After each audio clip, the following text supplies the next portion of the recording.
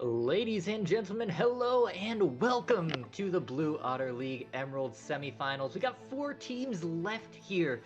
DZG Arcadia managed to knock off Clown Gaming Forklift Certified.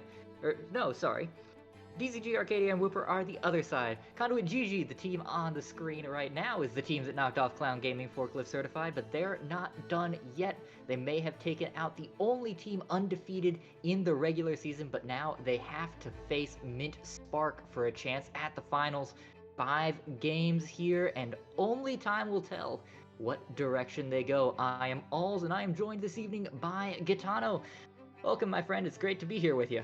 Yeah, I'm ready for these games. Hopefully it's a Game 5 bangers all the way through so we can play some silver scrapes, but let's take a look at the draft here and see what's getting banned and see if we can form some predictions, huh?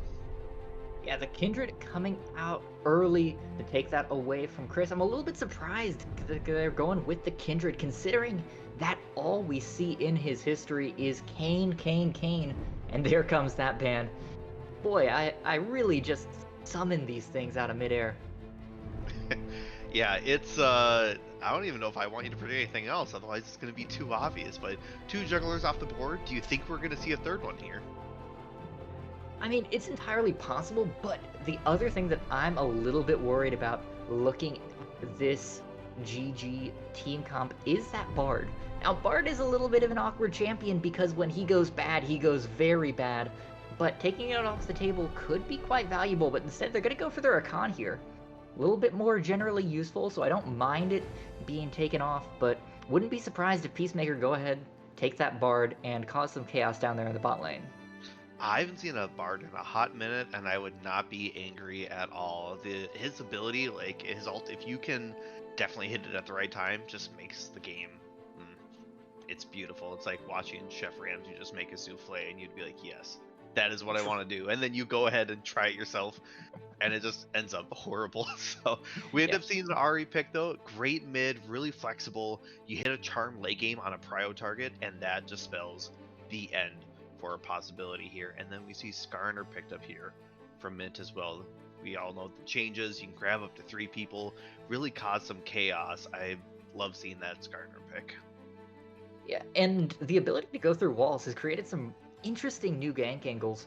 Got to see some great Skarner play in the Running the Rift Combine just a couple of weeks ago. We were seeing junglers left, right, and center just slamming into the top and bot lanes and surprising the living daylights out of those laners. So wouldn't be surprised if Rat Queen gets some great ganks off. But Annie coming out here for Albino Sunbear, how do you feel about that one?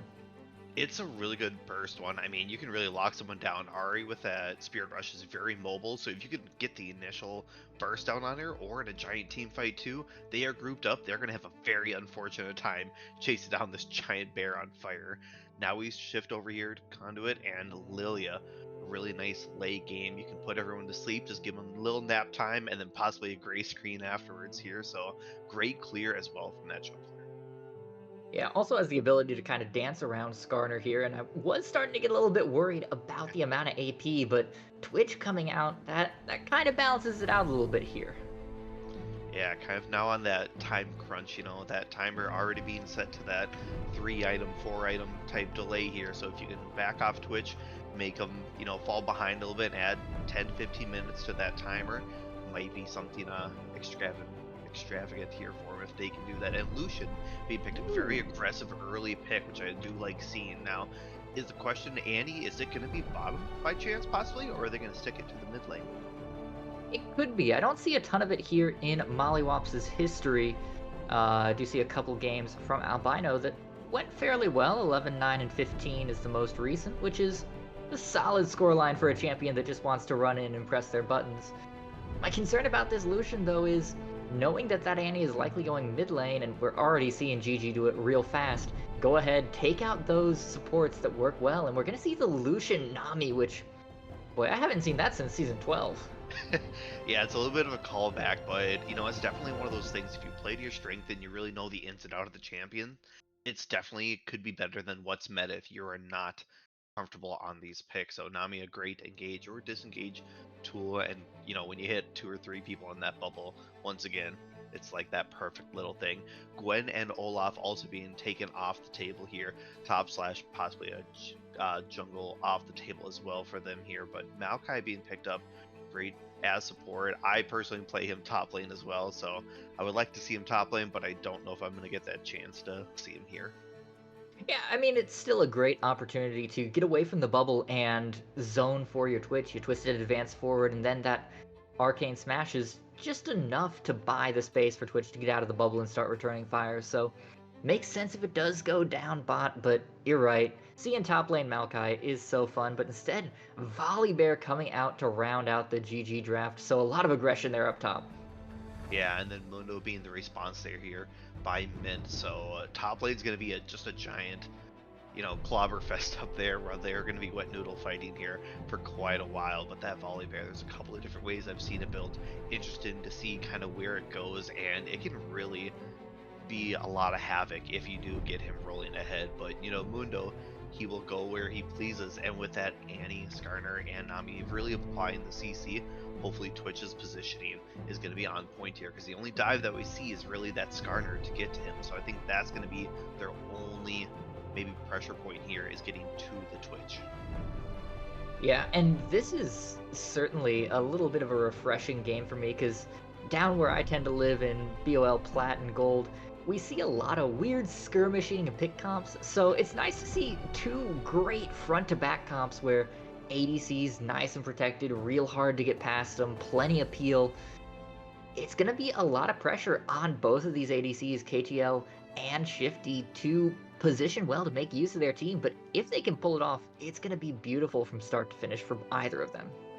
Yeah, we'll see what kind of start they opt out in here. Let's see if the junglers get aggressive early or if they're content to just level up here a little bit. So, Lilia not the most heavy presence of ganking wise, but if you get a good bowling ball on someone with that sleep afterwards on 6, kind of Mhm. come in and really swirl the damage. So, also objective wise too, are they willing to give up some? If they're not in position, where's gonna vision gonna come out, and of course the comm. So I'm really intrigued. What is your prediction just by looking at the teams?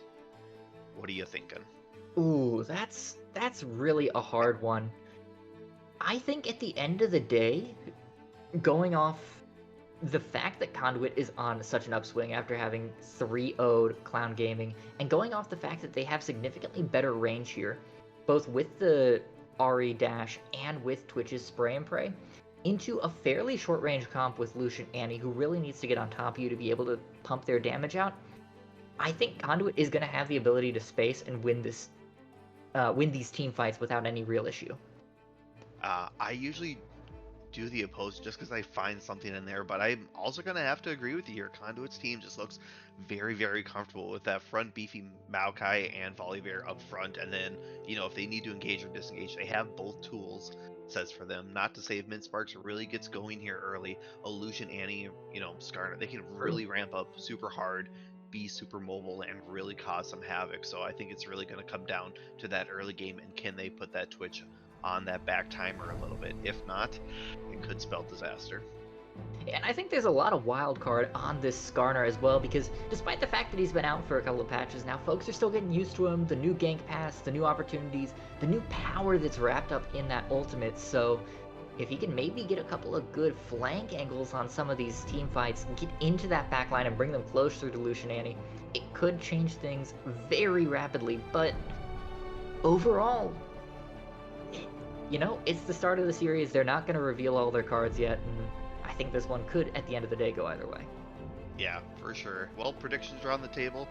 The draft is done here. We'll send it to a quick break and we'll come back with game one. Don't go anywhere.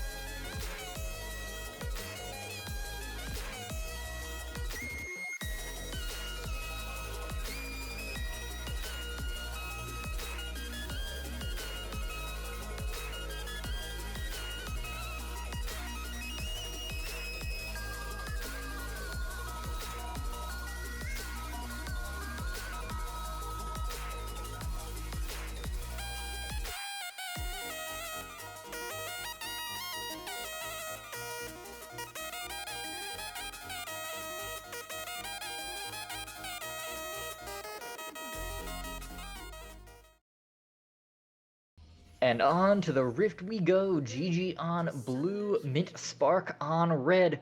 Both of us, Katano, were thinking that this Jiji team looks pretty solid here for game number 1, but still could go any direction. I'm biased. I'll be honest. I like the entire team. I play a whole bunch of the everything that they're sporting right now, so I'm not even mad. I'll say it.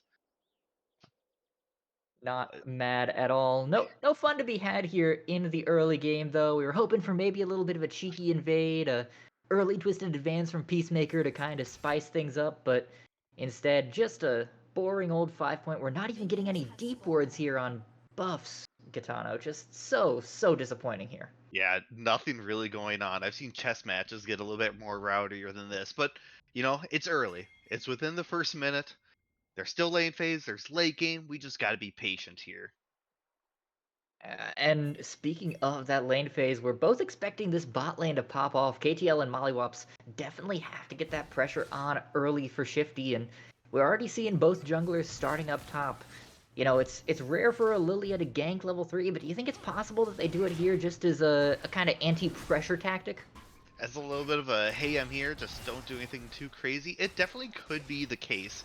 But I think the full clear is unfortunately the better judgment in my eyes. Going, hey, just wait until you're got some items and maybe someone's a little bit pressured here. So especially level 1 to 3, you're not really pushing too far in unless you're making it a point 2.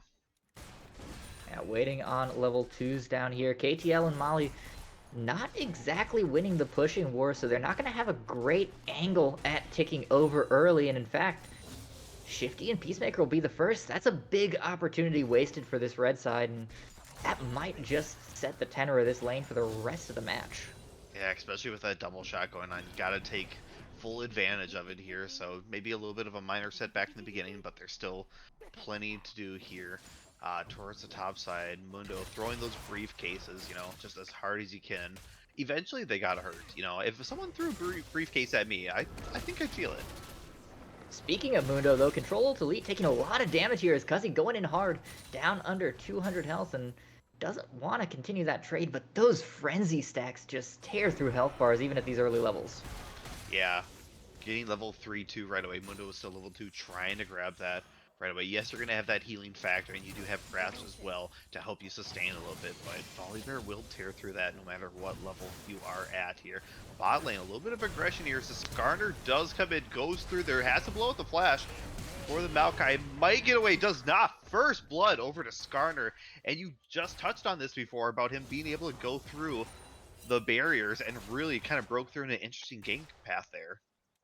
Yeah, a little bit unfortunate for Peacemaker and Shifty too, because the Twitch had so much control over the lane, was up a full wave at this point, had great pressure, had great tempo, and now without the support here, having to back off, let Lucian farm back up, it feels like all of that pressure has just dissipated like a balloon being popped.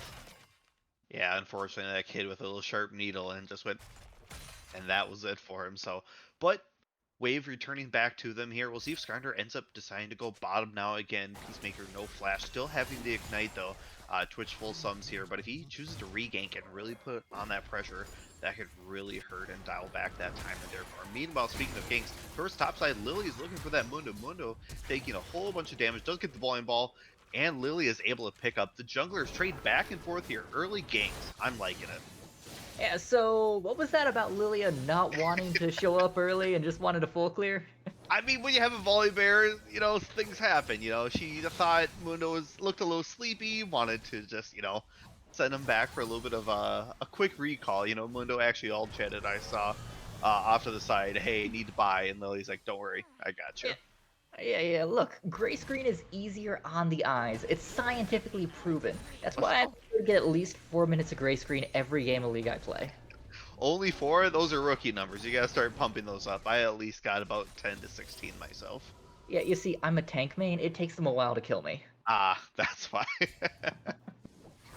All jokes aside here, this early game is super even. It feels like this is just going to get worse and worse for Spark if they can't find a Spark before towers start to fall around the 15-minute mark. Yeah, nothing too crazy popping out for him. And I'm looking at mid. Annie actually went The Again, coming null from mantle Delilah here. here.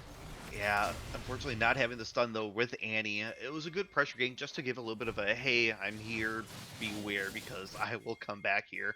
Also the pre-6, once Ari hits that 6, it's going to be very difficult to gank for the mid lane at least. Yeah, speaking of that 6, ticking over is Shifty in here as well, looking for that charm. Albino Sunbear flashing away, and Canella, I don't even think they had the mana for the charm. They were just straight zoning Annie out, and it will come, though, at the cost of this first Chemtech break. They're not going to be here in time, and I don't think they quite have the numbers in the area to contest afterwards, so nice pickup there for Delilah in the early objective counter. Yeah, great objective trade there. And Annie, it's first game, you want to be a little cautious. Maybe didn't have to blow the flash, but at the end, rather be safe than sorry. Ooh. These trades up top side. Side doesn't have a whole lot of a CS lead, but Control Ult Elite is certainly losing in the life counter. This dive isn't going to go quite well enough, though, as they can't click on him fast enough, and Chris is actually going to go down on the backside and stuck between the turrets.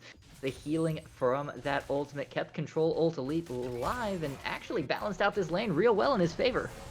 Yeah, Lily unfortunately not getting the types that she wanted here. Andy does have the stun. She already used Tippers, but does him up. Also Skarner on the side. Auto attacks are gonna be enough here. Another repeat gank by Skarner there. Fine success. Back to the top lane super quick here before I lose my train of thought. Volibear ulted. Unfortunately did not find Mundo in it and kind of delayed a little bit too much of the tower tanking here. And Lily unfortunately was not able to hit an outside sweep here. So it's a little unfortunate here, but yeah, evens up everything. And mid lane too, Annie just doing the work with Timbers. Yeah, that was a little bit unfortunate from Canelity, knowing they didn't have their flash to immediately turn around and use the Spirit Rush aggressively. At later stages in this game, at 11, 16, then you start having that Spirit Rush basically off cooldown whenever, but this early, there's still a huge window for coming back and repeat ganking when that ultimate is down, and Delilah just had a great timer on it, a great awareness of exactly how long they could continue to look mid. Yep, and then we see the objectives Ed and Eddie going down the Menage a Trois very quickly here, and they did change that to 4 now in case you've had a little bit of a break from League. So we'll see the next point of contention if that will be it. Dragon here in 3 minutes. It looks like the Inferno, so we'll see what kind of soul we are looking at here. Taking a look at items, does anything really stand out for you? I'm not seeing a whole ton that jumps out at me, although I'm a little bit surprised down there for Peacemaker going ahead and getting the Bramble Vest this early. Yeah, Mollywops does have a fair bit of healing, and with KTL's double shot passive, it does add a little bit of extra damage, but I'm still surprised not going for something like the Slay, something like the Shirelias, making use of the low gold income from that support and actually focusing it towards something with more direct value. So that's a little bit strange, but we'll see how much value it has here, how much damage he manages to put out, how much healing he manages to remove as we get through the lane phase and into the game. Yeah, Lucian shoving out the ult there, just trying to maybe get a little bit of a tower plate here. Namival doing some good work. And then also the Merc treads mid, trying to delay a little bit more of that power and possibly a little bit more of a utility role for that Annie I'm seeing here. And then Null Mantle too, also for Ari. So we'll see if they're both going to go the Merc tread, start with the amount of CC we're going to see from both teams. Yeah, there's tons of it, and, you know, I like the Sork shoes for being aggressive, but at the end of the day, the value of just a handful of Magic Pen isn't going to make or break most fights. If you're going to win with Sork shoes most of the time, you'll win without Sork shoes anyway, so I like the little choice to spec here into something a bit more defensive and focus on surviving, being useful for the rest of your team in these extended fights as they come, and looking now to prep around this Drake, which is spawning in 90 seconds. We might have one of those extended fights. Peacemaker going in, forced to use the ult early, but KTL is already very low. The Drowsy comes out, KTL very low, down to 300 on the backside as Canelo T flashes in to get that first kill. Now Queen Delilah isolated among 4 will go down as Mollywops forced to flash away, as well as just Albino Sunbear left healthy enough to fight, and they may not be able to snag the Drake just yet, but still, getting 2 kills this early is beautiful for this GG squad. Yeah, it's just what you want to see in a fight. Maokai, a little far out here, but it's the reverse Uno card of we got you out. No, not really. We got you. Meanwhile, Volibear on the top lane might get a solo kill. Nope.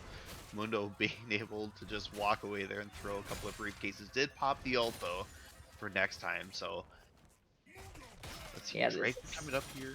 30 seconds. We're gonna see if we can get another fight here. That was great. Let's ARAM to every objective that we can. Every time we see someone, we must go in. Yeah, absolutely. Just continue to fight forever. And I mean, there's still a window here for Sai to go in with no ult available for Mundo, and ult and Ghost available for Sai. Could easily run down this Mundo, even under turret, but choosing to play it a little bit safer. Mundo has a lot of health at the moment, just in terms of raw stats, despite only being at 33%, so playing it safe, not going crazy.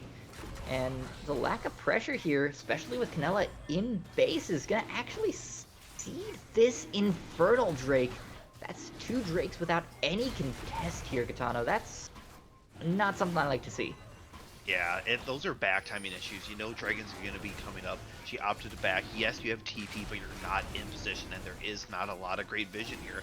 Thanks to that team, they are doing a great job of kind of warding everything out. So it's going to be kind of a 1 HP spike there.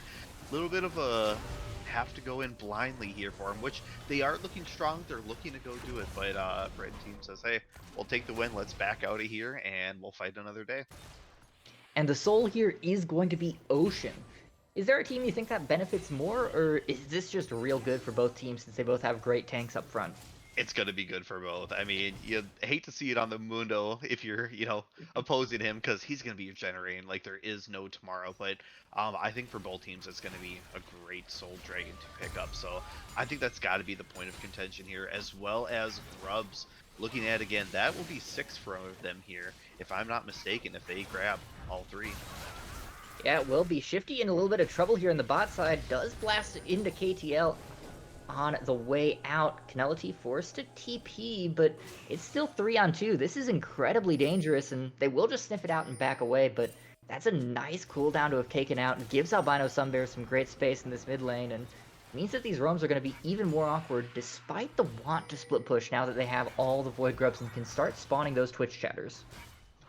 Yeah, if someone gets truly far ahead, like let's say if this volleyball instantly gets, a couple of kills, really starts to man mode stuff, having him push and having those would just be a very tough test, because now you have to send 2, even maybe 3 to force him on that. So top lane, every time I'm casting, it's like someone's got to be aware of one person getting super far ahead, because that big giant tank up top is going to be milking out the damage like there is no tomorrow, especially with those grubs. So it's kind of that push and pull method now that the team has to play with when or if that does happen.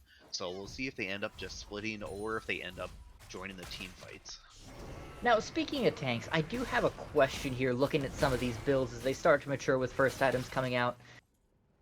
We're seeing the Heartsteel from Skarner, and I know a lot of junglers don't love to take that as a first item because you're not in the lanes, you're not getting those procs on cooldown. It's a lot harder to get those stacks and make real use of the item.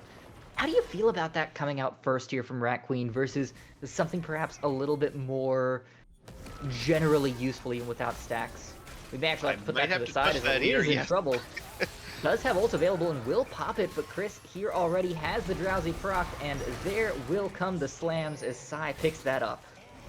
Yeah, I personally not a fan of the Heartsteel. If you're going to be ganking consistently, kind of lane phases over and everyone's already grouping around that 15-minute mark, I can maybe see it. Twist advance here by Maokai. Nami throwing on the bubble, trying to get something. Shifty flashes forward, Molly's in trouble. Yeah, he's going after it, pops the ult. Twitch trying to burst someone down. It's not going to fight here. Lucian still pretty healthy from the Nami, and a great kill there by KTL.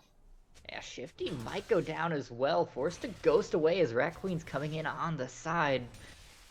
Boy, I love the aggression from Jiji. You gotta force away KTL and Molly by that space, but after popping the Nature's Grasp, you don't need to go further. TP coming in from Sai on the backside. They want to take this all the way. Bubble does land, though, as Canella on the side has the Spirit Rush available. Will be looking for a charm. Finds it potentially onto Rat Queen. No, misses over the wall, and with all 3 charges of that Spirit Rush burned, that's going to be nothing here picked up on the back end for Jiji. Yeah, it was a great escape here. They were panicking just for a hot second, found their out. Skarner was there too, just in case, willing to kind of distract and say, hey, look at me over here, but really I'm going to go over all the all the pathing that you can't go over, and we're out of here.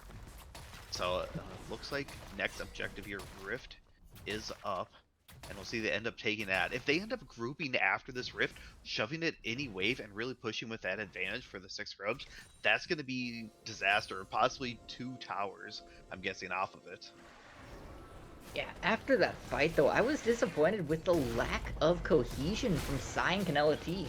The Ahri flashing in landed the charm onto Albino, but Sai was wandering off. They were already deep into the river before that charm landed and just didn't seem aware of what their mid laner tried to do. As Chris forced to flash here on the side, going to be potentially in trouble as Rat Queen going in deep. Molly does use that tidal wave early. Peacemaker potentially in trouble, gets hooked up by the Skarner ultimate and will go down here to Albino. No, to Mollywops actually. Yeah, you knew they were there. You have to back off. Dragon's coming up. There's no need to get aggressive here. Oh no, before Chris. these 9 team fights. Same thing here. There's no need for this. Twitch is mid. Yes, he's going to get a couple of stacks off here. Hopefully going to get the kill. Does pick up one here for the Annie. We're looking towards the back here. Nami Bubble missing, unfortunately. Lucian also coming in. The calling going out here. Finding a lot of targets. Not quite picking up kills. Spirit Rush by Ahri. Still has one dash left here, but I think they're gonna have to give up this dragon as health bars are very low. Yeah, and that could have been great cleanup from Canela if not for that big beefy front line of Rat Queen Delilah. Ate that charm, made it impossible for Canela to go forward as KTL could have just blasted their way through them, but Gigi's not giving this up. The Nature's Grasp is coming out. Molly forced to use that bubble defensively as TP coming in from control ultimately right in the middle of that GG squad. Does manage to spell shield away that first charm as Chris going very, very low. Shifty is the first to fall. The Maokai already dead as well as Chris and Canela on the run, looking for maybe KTL on the backside, but they just don't have any damage, and it feels like the health bars from Spark barely moved at all. Yeah, it was maybe, yes, it's the third dragon. You give up this one, you put pressure on the soul, but you're not in a position for this. A lot of ults and cooldowns were used right before the fight, and right now they're extending the fight more and more and more, and here we go. Another pinch point, Volibear getting taken out. Lucian towards the backside, trying to grab a little bit of damage on that. He's trying to get away here, but Skarner's able to slow him down just enough. Great health coming back from the Volibear. What a beefy tank he is, taking up all the damage. Stunned up wave, crash, still alive. Try to get back to his tower. Low mana here from both the jungler and the AD carry and support, and Volibear with the Maokai end up trying to get the trade and do here. Meanwhile, Annie grabs the dragon. Yeah, the extended fight here might actually favor Jiji as the ultimate comes out of Volibear control. Elite is here in the front, but Chris zoning away the ADC and support in back. Now might be in a little bit of trouble as Annie has pinched off that Lilia, but running all the way around will keep him safe. And boy, you know, this is such a strange game, and I'm disappointed in GG. This is the squad that defeated the only undefeated team in BOL, and they just don't feel like they're firing on all cylinders. They're missing some engages, they're missing timings, they're just not playing as a team, even though they have a comp that we both thought was significantly better. Yeah, just a little bit of communication errors and being able to make those choices and decisions here. I was very impressed. Volibear able to soak up everything underneath the sun and still get away with almost the kill. Maokai picking it up. I think we're going to credit it to the Thorn Mail, so we're going to say Worth at the very end, or the Bramble Vest at the very end here for that. But needless to say, he was able to soak up everything. 3 ults, I believe, in those fights. Probably even 5 if you count the extended one, because I feel like we didn't get a real break between the dragon fight at the start and at the end there. So, yeah, it's there. We see little glimmers and hopes of it, but they need to not be able to force here. Twitch on the side, possibly going to be able to do a little bit of spray and pray here towards the Ikari Lucian.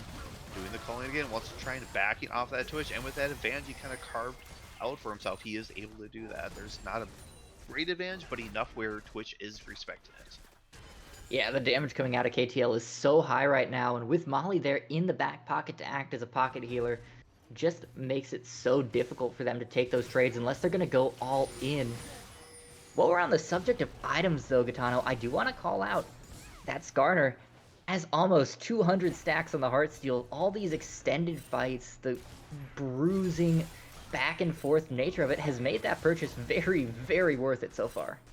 Yeah, it's a great turnaround because I believe we saw it at zero here for I almost want to say a minute or two where it was like, is he gonna get in there or what's gonna happen? But yeah, these two extended trade fights really were able to let him do that. So I'm hoping to keep him doing that and really finding just a little pick here and there, pressure where it belongs here, and Lilia up top throwing out some bowling balls, and with that, Leandri's gonna doing great percentage damage here to that Mundo.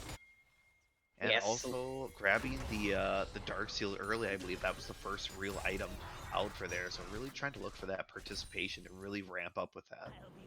Yeah, it seems to be a much more common purchase nowadays. Used to be that folks wouldn't take it necessarily unless they were going to take it as that very first item, but more and more now I'm seeing junglers, mid laners, even some top laners on stuff like the Rumble, taking it just middle of the game around that 12 to 15 minute mark, just because it can have this value when stacked up, and even when you don't have it, the extra healing, the extra value from it isn't necessarily the worst thing in the world. And we see Lilia here with that speed being able to kind of dance around. Fortunately, you're going to get cramped by the Skarner. You can run as fast as you can, but once you get hooked in there, there's not too much to do. So a little bit of speed burst, losing a couple of stacks here as well on the Dark Seal, and kind of reverse pressure here as they decide to take this first tower here.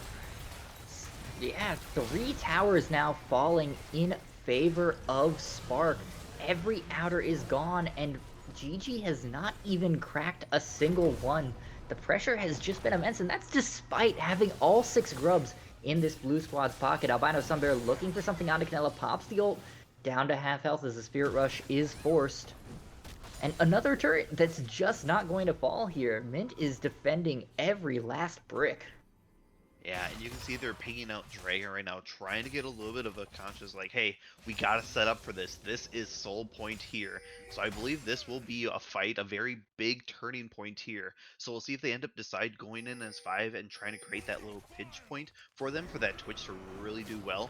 Or, unfortunately, if they're going to be a little bit more sporadic, as we've seen them here in the last couple of fights, and maybe try to do a little bit more of a streetwise fight where we're just going to go in and kind of hope for the best. Yeah, and Gigi absolutely has to force this because this is Soul Point already. It feels wild to say it, not even 23 minutes, but we are 20 seconds from what could potentially be, I believe, the fastest Soul in this season of BOL, as they have just been tearing through it, and already Gigi on the back foot, Sai down to about 2/3 health, Chris forced to run away. The Drowsy only lands onto one as the cleanse immediately comes out. Nature's Grasp will only hit Mollywops at first, but Canela picking them off already as Control's Elite now locked in the middle of the rest of the squad. KTL very, very low, forced to run away, but a 3-man suppress may just buy enough space. No, a double kill already for the Ahri. Chris very low on the backside, but the briefcase will not land as KTL going even lower. Albino Sunbear forced to run as well as Sai going under the turret will be just enough for the bowling ball to pick him off. Penalty on the back looking to try and pick off kills 4 and 5. Will not find it, but it's still a 3-for-1 and will save off this soul for 5 minutes more. Yeah, just the fight that they needed there. While there was a vision on the other side here, they decided to collide right in the middle of the open, not really surprising anyone. And Twitch had a great spray and pray, able to kind of drag through everyone.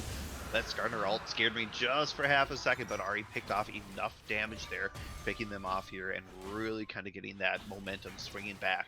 Gold lead now, a little over 1.5k here for them as Twitch looking to be next target. Doesn't look like he's going to go anywhere, and another kill here for KTL. All that pressure, and you just kind of throw it away there. You could have gone ahead, backed off, gotten those buys off the great perk or the great victory, and started to look for the Baron.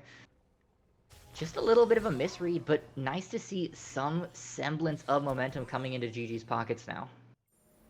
Yeah, now finishing up, Twitch has the Ruin's Hurricane and the Blade of the Rune King here, so his fight damage is really going to be pumped up here. Finishing those two items, he gets to the third, and that's where it's going to be spelling a little bit of a trouble here for them. Also, Maokai picking up the Locket, just trying to keep that survivability for the team, being in the middle of everyone there. So the Sleep decided to grab, I think, 2 to 3 people on the backside, which really helped that delay in that fight and allow Twitch to really pop off in the back. So I haven't seen like kind of a great grouping on the Annie ult too. So a good job of them by kind of spacing out and making sure that they're not gathered here. Mundo being the next target here, Lily being able to jump and dash around, kind of threw everything, is gonna leave, but eventually that, I mean, that was just about half a health, or half of the health there for Mundo. Yeah, but Mundo is just fine sitting in this side lane forever. He's gonna regen just fine with the red buff, and he's up about 50 CS, so really winning the matchup against Sai fairly handily, and we'll just continue pushing in here. We'll force Chris to respond again and again and again here. Means that you can't harass KTL, means that you can't put pressure onto Albino Sunbear, and when you do, KTL just pops the ultimate and says, please, walk closer. I would love for you to. I have something for you. It's in the form of giant gun bullets. Baron being up, no one has really looked at it yet here. We'll see if they opt out for the other dragon fight here at 2 minutes away. Skarner still hovering around that mid. He's doing a great job of kind of leading back in these fights, letting the initiation come for someone to step out and really grab up 2 to 3 members. Every time I see that Skarner ult, there's really key pieces moving back. Yeah, has done a great job. Would love to see some coordination with Albino Sunbear, chain the ultimates together, really lock down that front line for ages and ages and let KTL work their magic. But speaking of KTL, potentially looking for an angle here to force Jiji away from this Baron. Try to get that vision down so that they can contest it here. Yeah, they had great vision towards the backside. You see these wards being placed, so they're not right on Baron, but there's enough there that they know when they're going to be starting and what position they are officially in. So, oh, I was called out. There was a vision ward in the back on the Baron pit. That one's always so difficult to spot out, even as you're casting. So now the vision's cleared out a little bit. They might be able to, you know, fake it as they just were there, looking for someone to really kind of check that bush and catch someone out. Meanwhile, Ari towards bot side, just keep on pushing and splitting, and hopefully someone makes the unfortunate call to go over there, and now it's a 4v3 for that Baron. Yeah, Albino has done a pretty good job of keeping Canela T from actually making any good out of this split push. Haven't been able to get those grubs out to pressure this turret. It's just some slow chip damage, and I don't think that that chip damage is going to necessarily be all that valuable, especially when both of those mid laners TPing into a fight have such great potential to turn it around with a great ultimate. So really just a stalemate there on the bot side, and similarly up here, Control Alt Elite seems happy to not push their lead in terms of actually getting turrets. They just want to keep farming up and wandering away, forcing wards to be used to keep track of them. And we see Heartsteel stacks now 280, 298, and 221 there for the Skarner as well, so not a lot being used from there. Yeah, 40 seconds until this Ocean Drake spawns. Gitano, do you think there's any chance that Spark fakes towards this Drake and then as soon as Conduit commits, swaps over to that Baron, that they think it's more worth it to get the Baron and the map pressure than to get this Soul when Conduit only has a single Drake at the moment? It's definitely an option, and it's up to them to really make that choice, as you have 2 more dragons to give before you really want to pull the trigger here. But face check going in, Maokai.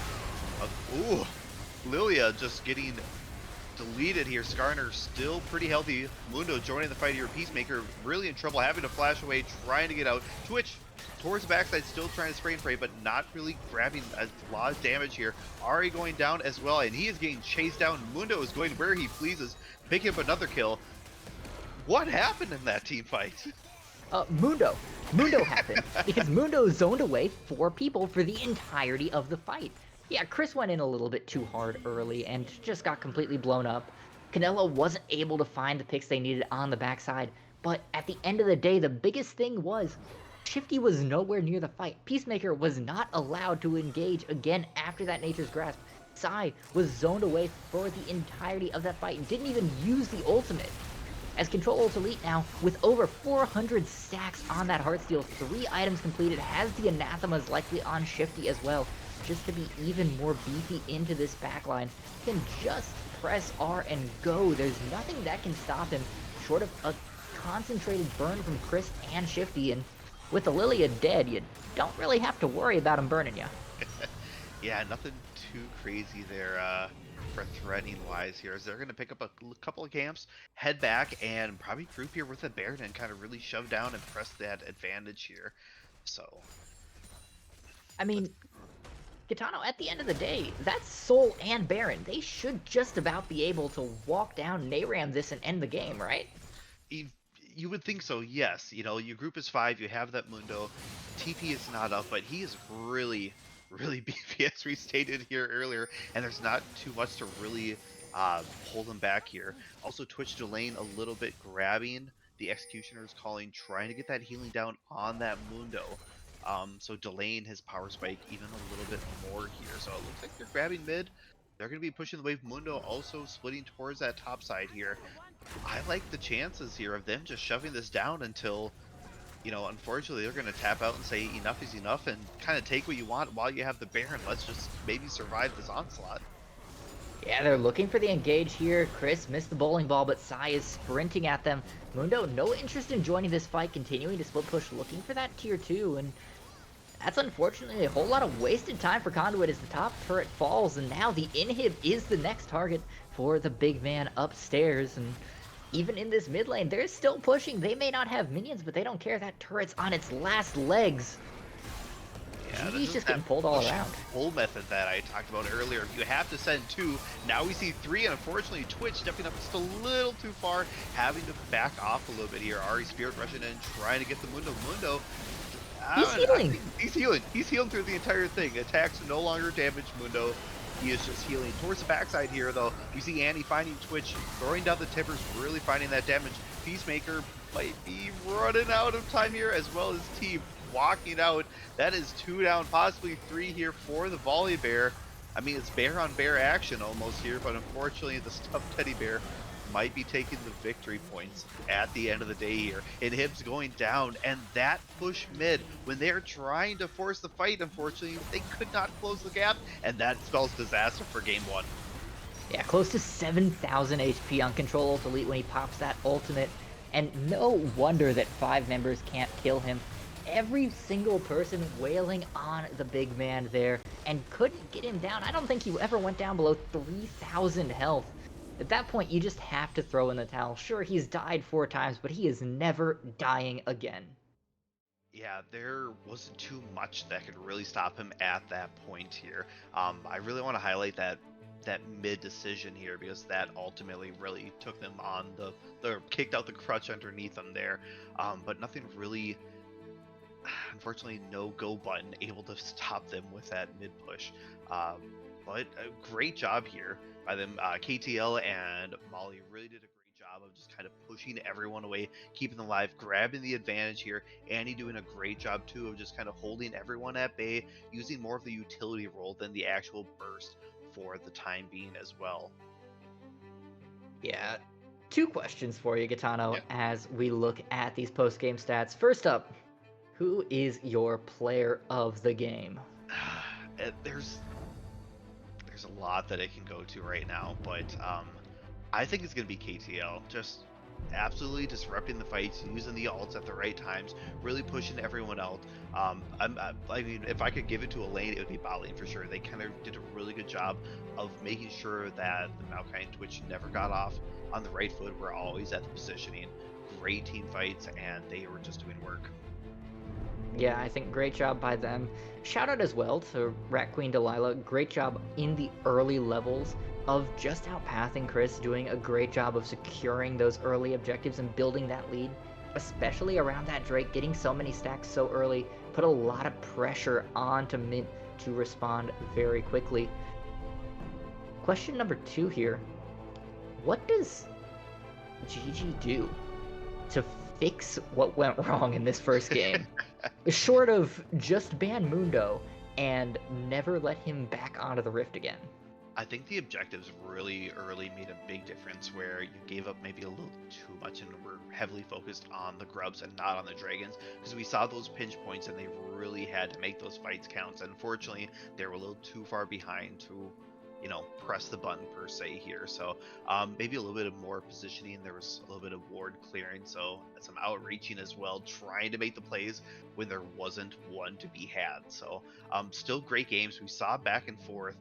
Momentum kind of swinging, so it didn't really hit to about that 20-30 minute mark. So I think it's going to be those mid games that really impact both teams to see who's going to walk out with a victory here. Well, we'll have to see if Conduit Jiji can manage to draft a team that is a little bit more focused and a little bit more capable in that mid-game. But for now, I do believe it's time for us to step aside until Game 2 begins. We'll be back with some more BOL Emerald action right after this.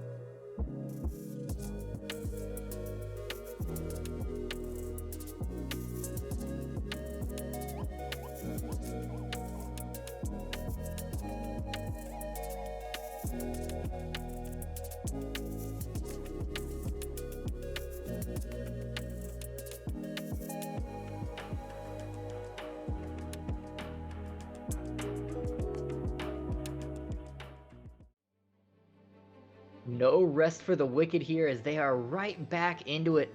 Mint now on blue, Conduit Jiji on red, and boy, those bat ears are desperately looking for an answer here as Mint Spark just rolled over Jiji in those mid to late game fights in game 1. Yeah, and they really had the confidence. They had everyone backed up. A great team fights, great job sending the Mundo there, really causing that ruckus of, hey, send your whole team, otherwise I would be taking everything, causing that disruption going back and forth here. So, picking bands, what are you seeing? Some stuff looks familiar, I think. Yeah, we machine gun through those picks and bans, and machine guns are what were picked from Spark as Jinx is taken into the Twitch of Conduit here. I think this is just a straight upgrade over the Lucian, honestly. Jinx has been really powerful in the late game over the past few patches, but I've also seen tons and tons of Jinxes. It feels like just about every Jinx on a winning team has gotten 2-3 kills in the first 5 to 6 minutes and absolutely steamrolled from there. So for a team like Conduit that struggled to get that early pressure and maybe had a couple of ganks not quite go their way, having this ticking time bomb is incredibly scary for Spark. Yeah, Jinx, if you definitely get her ramped up early, she gets excited per se, really kind of tease off on everyone. So once again, you want to dial back that timer on that time bomb as much as you can. We do see the Twitch being picked up there in game 1, and Vi being picked out here. A great job of calling your target, and that's the one we are going to beat down. So point and click, nothing too crazy going on, a little bit more engage here coming out from them as Wukong is being picked towards the other side. Top lane jungle, where are you feeling this monkey? I think it goes well in the jungle. I think it does a lot of what Skarner does with the kind of disruption and blowing up from the side. I'm a little bit surprised, though, that Spark is going for the Lulu here to round out their first set of picks when...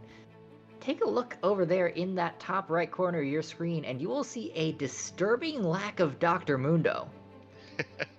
Yeah, it's not on the board. He's not bad, so I'm wondering kind of what's going on. I wonder if they picked the Lulu to make sure it wasn't on Conduit side. But they are going to answer nonetheless with a Rel. Great engage tool going in, so they have Vi and Rel being able to kind of get in to whatever target they are looking at. Azul being banned here out from Mint Sparks, a great late game champion that can really cause a fight to go bad. There's the Mundo ban. Little late, not in the first 3, but nonetheless was taken off the board. Talia as well and Ari being locked out of this game. So possibly some new mid picks here. Hovering Ori, would love to see a lock in here. Great wombo combos with the fights. Put the ball on Vi, send her on her way, and then Shockwave afterwards here. And that And will be locked counterpoint in. as well. Submarine Twitch. Send that ball in on top of the Twitch, and you have a beautiful combo with the Rel on top. The crash down coming in could be a great way to start a fight. However, similar subterfuge potentially coming out as Spark is hovering Nico. Love to see those minions wandering between lanes around 20 minutes.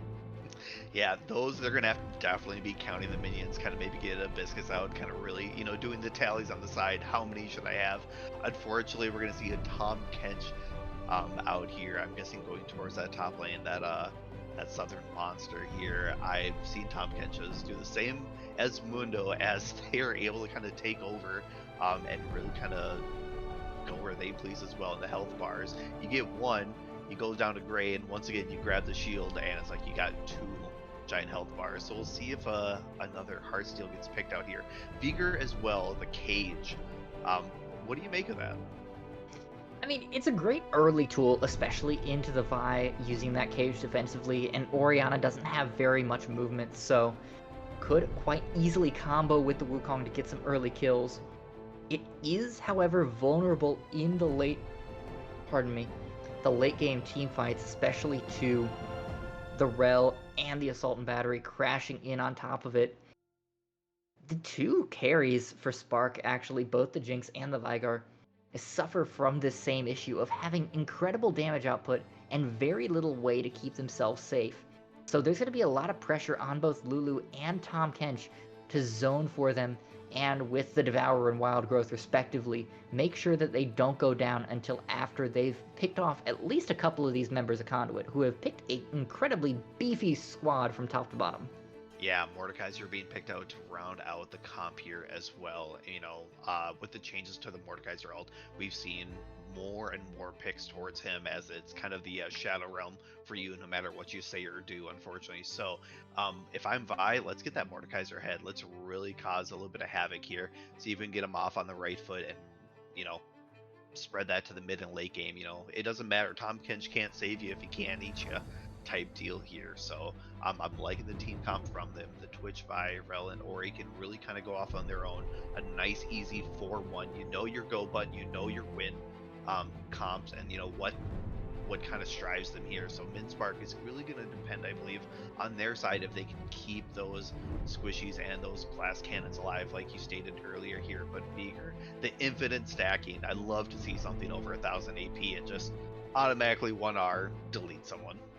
Absolutely, just, hey, I have 800 stacks in a Rabadon's. Twitch no longer gets to play the game. Enjoy the 4v5. High skill cap, just one click and he's done. That being Now, said, go ahead. oh no, go for it. I am a little bit disappointed from Conduit. They were hovering the Gwen and chose to go instead for the Mordekaiser. And don't get me wrong, I love Mordekaiser. Mordekaiser is a great champion. My match history has a disturbing amount of Mordekaiser. But Tom Kench, we have already seen the Giga Tanks pop off. You need something that can cut through. We already saw that the Twitch couldn't do it in the last game, just couldn't get the firepower out, couldn't get the attack speed for it. Gwen, with the snip, far better prepared to cut through those health bars, and while Mordekaiser has the burn from Conqueror and from his passive, I'm worried it's not going to be enough into a gray health Hearthsteel monster in the 20-35 minute range. Yeah, I think Tom Kench is going to get the better of those traits when that does happen. And like you stated earlier, if Twitch is not at that 3 item mark and has that burst from the tank, Tom Kench is going to run over this and kind of really dip in and out as he pleases towards that backline. But I'm thinking maybe the Mordekaiser pick is more towards, I'm going to grab Vigar, I'm going to grab Jinx, I'm going to maybe even grab Lulu, someone to kind of really disturb the team comp as my comp is doing the Wombo combo. And by the time I'm done with them, I'll get out of the fight and see that everyone died miraculously. Yeah, very fair and very possible. As we get through Champ Select here in game, it's time to ask, who is your favorite team out of these two drafts? Don't ask me, because the last time we both predicted we were wrong. So can we both say they're both winners and go home? Unfortunately, I don't think it's going to be happening here. I'm going to be super... I'm gonna be biased again. I love the Ori pick. I love the Vi. This team comp just screams, go in. We're taking one person down and following the entire fight with it. I'm hoping the Mordekaiser gets off on the right foot. Vi does some great early ganks and, does that, and Twitch kind of lifts off here. Without the Lucian, Jinx also that scaling up is going to give Twitch a little bit more time here as well as the passive with the Lulu. So I'm going to go with Conduit, but don't hold me on that because we all know what happened last time. Yeah, I'm gonna take the lesson from last time actually, and I'm gonna pick Mint because I'm a little bit concerned after how we've seen those team fights go through the first game that even though there's a great wombo combo on Conduit, it requires coordination. It requires these players to be on the same page. If not entirely, then at least well enough to layer the Vi ult into the Orion ult, into the Rel ult, to have Mordekaiser picking off the correct target and Twitch staying at the right distance. We didn't see a lot of that last game, and they're picking a team that relies on a whole lot of the same energy to be the engine. So I think Spark, who did find that kind of cohesion, is going to be in a much better spot, and it'll require a big mental shift between these two games for Conduit to come out ahead. Well, I'm hoping so. I'm typing up my personal notes, sending it to Conduit and be like, hey, don't make me look bad. I'm going to have to grab my cat here for game 3 to cast if I end up losing the prediction on this one here. So I'm hoping we're swinging back to 1-1 afterwards. Well, we shall see. Any further thoughts here before we head into the spectator delay? I feel like it's Dr. Phil final thoughts here. Jerry Springer. No, it was Jerry Springer final thoughts here. Be kind to each other, don't hit each other, and we'll see you at game 2.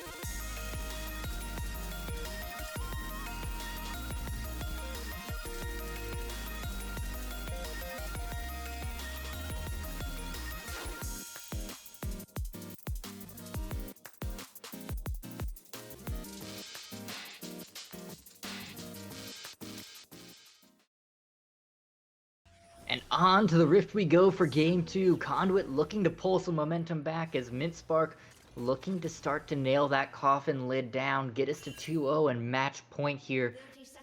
Felt pretty good in game 1, had the energy and looking to continue that as Conduit felt like they were all kinds of scatterbrained in that first match. But no fun to be had here in game number 2 early. Despite having the rail, we're not going to see any early crash down chaos and just a regular 5-point once again here, Gitano.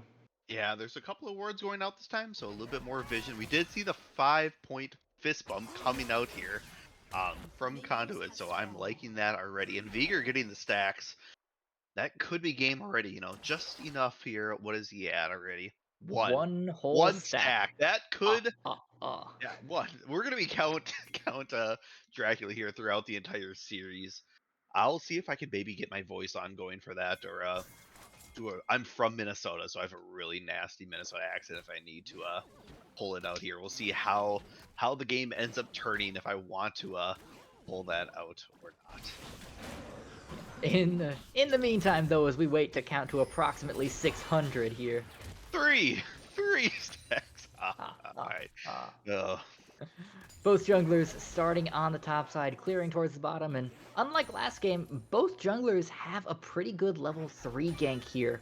So will be interesting to see what kind of pressure that puts onto Shifty and KTL and Co down here in the bot side, whether they can actually start to kind of turn the seesaw of this game in those first few minutes with that gank, really put one of these ADCs ahead and one of them in the doghouse. Yeah, level 2 again here from KTL. A little bit of trade back and forth. That Lulu taking, unfortunately, the brunt of it, but that's not really an issue as they struggle here forward. Going ahead here, pushing pretty far. They did see the Vi towards the top camp, so they can apply all the pressure in the world for at least another minute or two here. Yeah, Chris, getting that 3 camp isn't actually looking to gank all that quickly, so Wave should have plenty of time to bounce and actually be in very favorable position for Spark by the time that they get all the way down to that bot lane.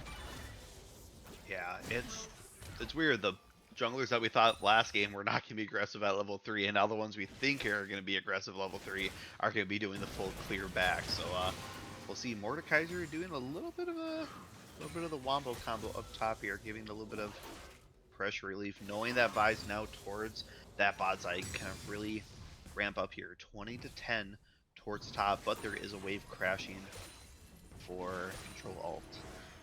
Yeah, Mordekaiser has a ton of early pressure with the passive, with the ability to put out all of that extra damage in the early fights once he hits 3, and his spells combo together so well that it makes it just about impossible to miss that combo. But as Control Elite scales up here, eventually gets towards that level 6 point, it'll be very difficult for Sai to continue those trades. Both junglers now seeing each other out as an engage comes through from Peacemaker, gets hit up by those chompers, and now down to 200. Flash forward from KTL, looking for that next rocket to finish it off, and first blood will be secured for the Jinx. Yeah, a little bit of miscommunication there. They know Vi's coming down, able to get someone here, but a little bit of a delay here. Wukong going in.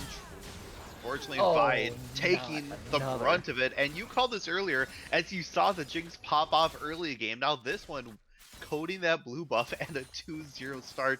Yeah, Vi was going down there. They had the ability to do that, but Wukong also followed the pathing down, knew there was going to be a counter opportunity. Rel going in, but unfortunately they didn't get the memo that Vi was backed off a little bit, and they end up taking the L.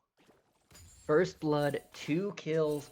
Enough CS here that this will be the Noon Quiver picked up almost certainly, unless KTL decides to go for boots. Yeah, there's the Noon Quiver and brown bags on the side. This is brutal for Shifty. When they finally get their back off, they are just going to be completely outmatched in combat power here for the next few minutes. Yeah, meanwhile, though, on the top side, Control's in trouble. Advantage somewhere else. Spelling disaster here for that Tom Kench, that early Mordekaiser shield and wombo combo. Vi charging a Vault Breaker, but not quite going to be shifting it towards the mounds of gold that Tom Kench is sitting on. Oh no, Rel, not again. Pacemaker going down to about half health. KTL isn't close, but stopped for that stun and might actually go down here. Rat Queen just runs him down, 100-0. KTL didn't even touch him with any of those spells. The horse is now glue, unfortunately. There's no really where for them to hide in the bot lane. This is where you have to turtle, really just say enough is enough. We made some mistakes early. Let's let the team come together. We're going to be having that late game pressure here, hopefully from topside that can kind of counteract this bot lane, unfortunately, folding a little bit.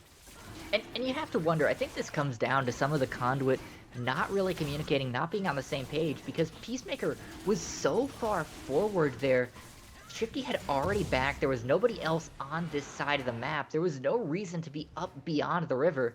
Speaking of beyond the river though, Control Delete having 3 members rotate up, including the newly respawned Peacemaker, will be enough to secure grubs here, but a little bit of better late than never, I suppose. Yeah, early tower play too, taking here from the Jinx, so that is going to be even further with the lead here. Getting caught up with the trap, good poke, and really taking the tower. Almost 2 shots there, but does not look worried at all. Vault right here, charging up by the Vi. She is going to be getting out there towards the backside. Mordekaiser coming down. 1 grub taken. Still got 2 more on the board here. We'll see if they opt to grab this fight, as Wukong is nowhere to be found yet if they do end up choosing to go in, or if Tom Kench is just going to stick around a little bit and cause a little bit of mayhem. Yeah, this harass and delay maneuver from Control Delete, though, very valuable because it lets Delilah get back into the swing of camps. Had to slow him down just a little bit with the repeat gank spot side, and obviously kills make up the difference in gold for sure. But if you can keep that farm even well, picking up the kills and the lane pressure and the dragons, you will always outclass your enemy jungler. Yeah, it's one of those things that you sack a little bit of time in your lane, but ultimately do get something back in return here. Meanwhile, Wukong picking up blue, going to be hitting 6 here, does off of that as well, so kind of can look for the gank. 2 hands and 3 long swords. Maybe the tail is holding the 3rd here. We'll see if he ends up trying to go top lane, but there is a bunch of wards and great vision being popped out there. So right now, Mordekaiser kind of just pushes Will wherever he would like. Yeah, Control Delete isn't too far down, about a full wave at the moment once this is cleared, but for Control Delete, that's perfectly fine. You're not going to win early into a Mordekaiser, and yeah, Kench is a great duelist, but loves to duel after he has completed items, so we'll be more happy here as we get into the 12, 13, 14 minute point to start taking those extended trades, start burning down size health bar. For now, just gonna keep on sitting, hanging his tongue out there, looking for any chaoses. Speaking of chaos, Chris potentially looking for something down here, but doesn't know that Delilah is waiting in the wings. Yeah, I took a quick peek mid here, and 70 for that Oh no, that Shifty's count. gone. Wukong being able to get in towards the backline. Jinx Rocket going in, finding its target. Rat Queen Delilah picking up the 2nd kill there. Ball breaker charged by Vi, trying to get out there, and does. No objectives on the board, but a great job here. Wukong getting down there and kind of really applying that counter. Once again, they Just two have their more number. plates. They just have to give up bottom at this point. Just let it be. Yeah, 3 kills, 4 plates taken. I'd love to see how much gold KTL already has in pocket. 4,000, richest member in the game by nearly 1,000 gold over his own jungler at this point. And that gap is just getting wider. Poor Shifty really cannot function at this point. And Min has successfully put this switch back in the sewers. Yeah, unfortunately, Twitch is going to be a non-factor here for quite some time as he starts to build back what he's lost. Rel as well, that go in champion is kind of at the mute point right now, as any indication of you going in is going to spell disaster. So we'll see if Rel decides to maybe try to roam up maybe towards mid or jungle and try to find maybe a little bit more success towards that route. It looks like we possibly have a pause here as someone did DC, possibly Volibear Thunderstruck maybe from the last game and totally fried their CPU. Yeah, it looks like we are having some issues here. We'll wait for word if there is going to be an extended pause or if this is going to be resolved rapidly. But in the meantime, here, as we sit, currently 5-0, 2,500 gold lead, most of it on KTL. What can Conduit do to kind of pull this game back into focus, back into a point where they can actually salvage it and not have to start thinking about the reverse sweep just yet. So right now you're about 2.5 gold behind. It's not insurmountable. You're not giving up anything too crazy, but yet this Jinx is hyper scaling. Jinx is really far ahead. You need to let her take the tower, still be within CS range, but avoid at all costs going forward. Give your time a little bit to scale. You're gonna have to turtle for a little bit, but when those team fights happen, because right now that's their team comp, is those fights when they all group together. So individually, you're not gonna be doing a lot of damage, but hopefully mid lane here, you got a 3 CS different, nothing too crazy going on. We see the pause from the spectators delay there. Both going tier, going to be ramping up towards the top side too. Let the Mordekaiser kind of have his fun up there and really start to snowball here. Meanwhile, Vi towards the mid lane does find the Beager trying to send something out. Oriana Ball also going out trying to find a kill, not going to pick it up, but a good gank nonetheless here. Yeah, buys a little bit of space, keeps Albino from stacking freely, although already up to 100, despite the fact that may not have any kills just yet, hasn't taken any plates or anything, still quietly starting to become a little bit of a problem. You don't want to see 100 stacks this early from a Vigar, because that gets scary very quick once you transition to that second item point and actually have the Rabadons to increase the value per stack of those stacks. As KTL's just going to take first turret, because why not? It's 10 minutes into the game. That's when turrets fall, right? Well, I mean, if you're Jinx and you are 3-0-1, that is the time that they should fall. It's a great job by them saying, hey, we're not going to be laning that far up anymore. We're going to give the tower and let them roam. We'll start develop towards this mid game a little bit earlier than anticipated, but nonetheless, let's have it at it here. So also Vigar, I want to say, stacking the Q as well, has not put a second point into the event horizon. So when the cage does go down, you're not going to be locked up, with Morgana Bind type of lane just yet. No, but the point isn't for Albino to be locking you up forever. It's for him to have an extra couple of seconds to run away or to start slamming down those dark matters onto you as that cooldown gets lower and lower. That being said, 6 grubs taken once again.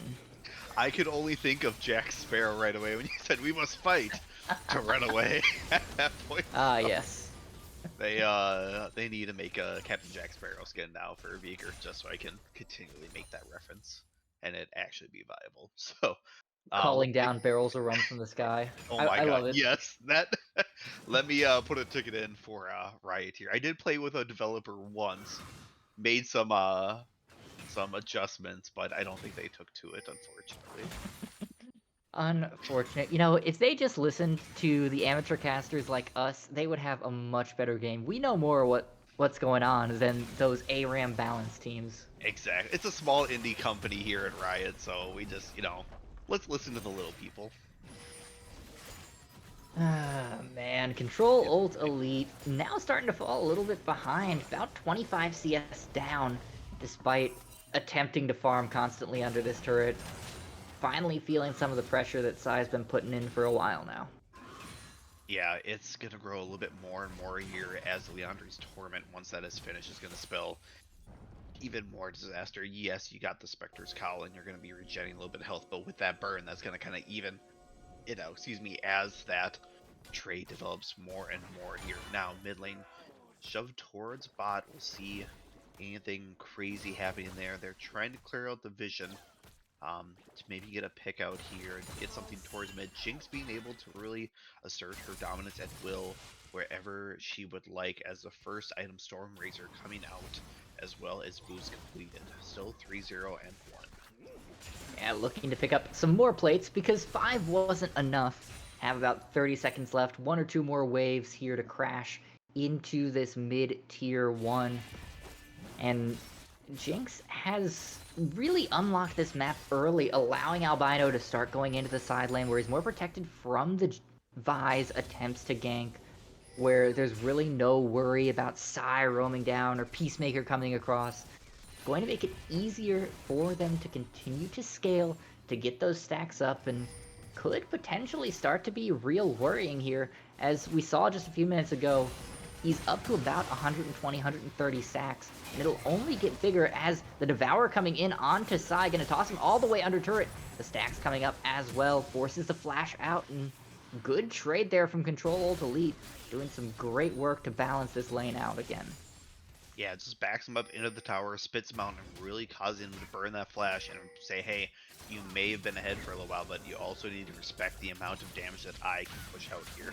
As Rift seems to be the next target with Mordekaiser possibly back in here, this would be a great time for them to pick that up. Maybe swing it top lane, crash the tower, get that right away, get Tahm Kench roaming out there, and really keep their advantage that they've carved out for them already. Yeah, and this is taken entirely on vision. You know Jiji wanted to do something to turn back around elsewhere on the map, but there's just nothing available. Chris trying to steal the red buff, but he's going to lose his flash for it and not even get the red buff as Albino Sunbear rotating over, covered it beautifully with that event horizon. Now forces away Canela T from this bot turret as well. Just loss after loss after loss here for this GG squad, and it's got to start feeling demoralizing, right?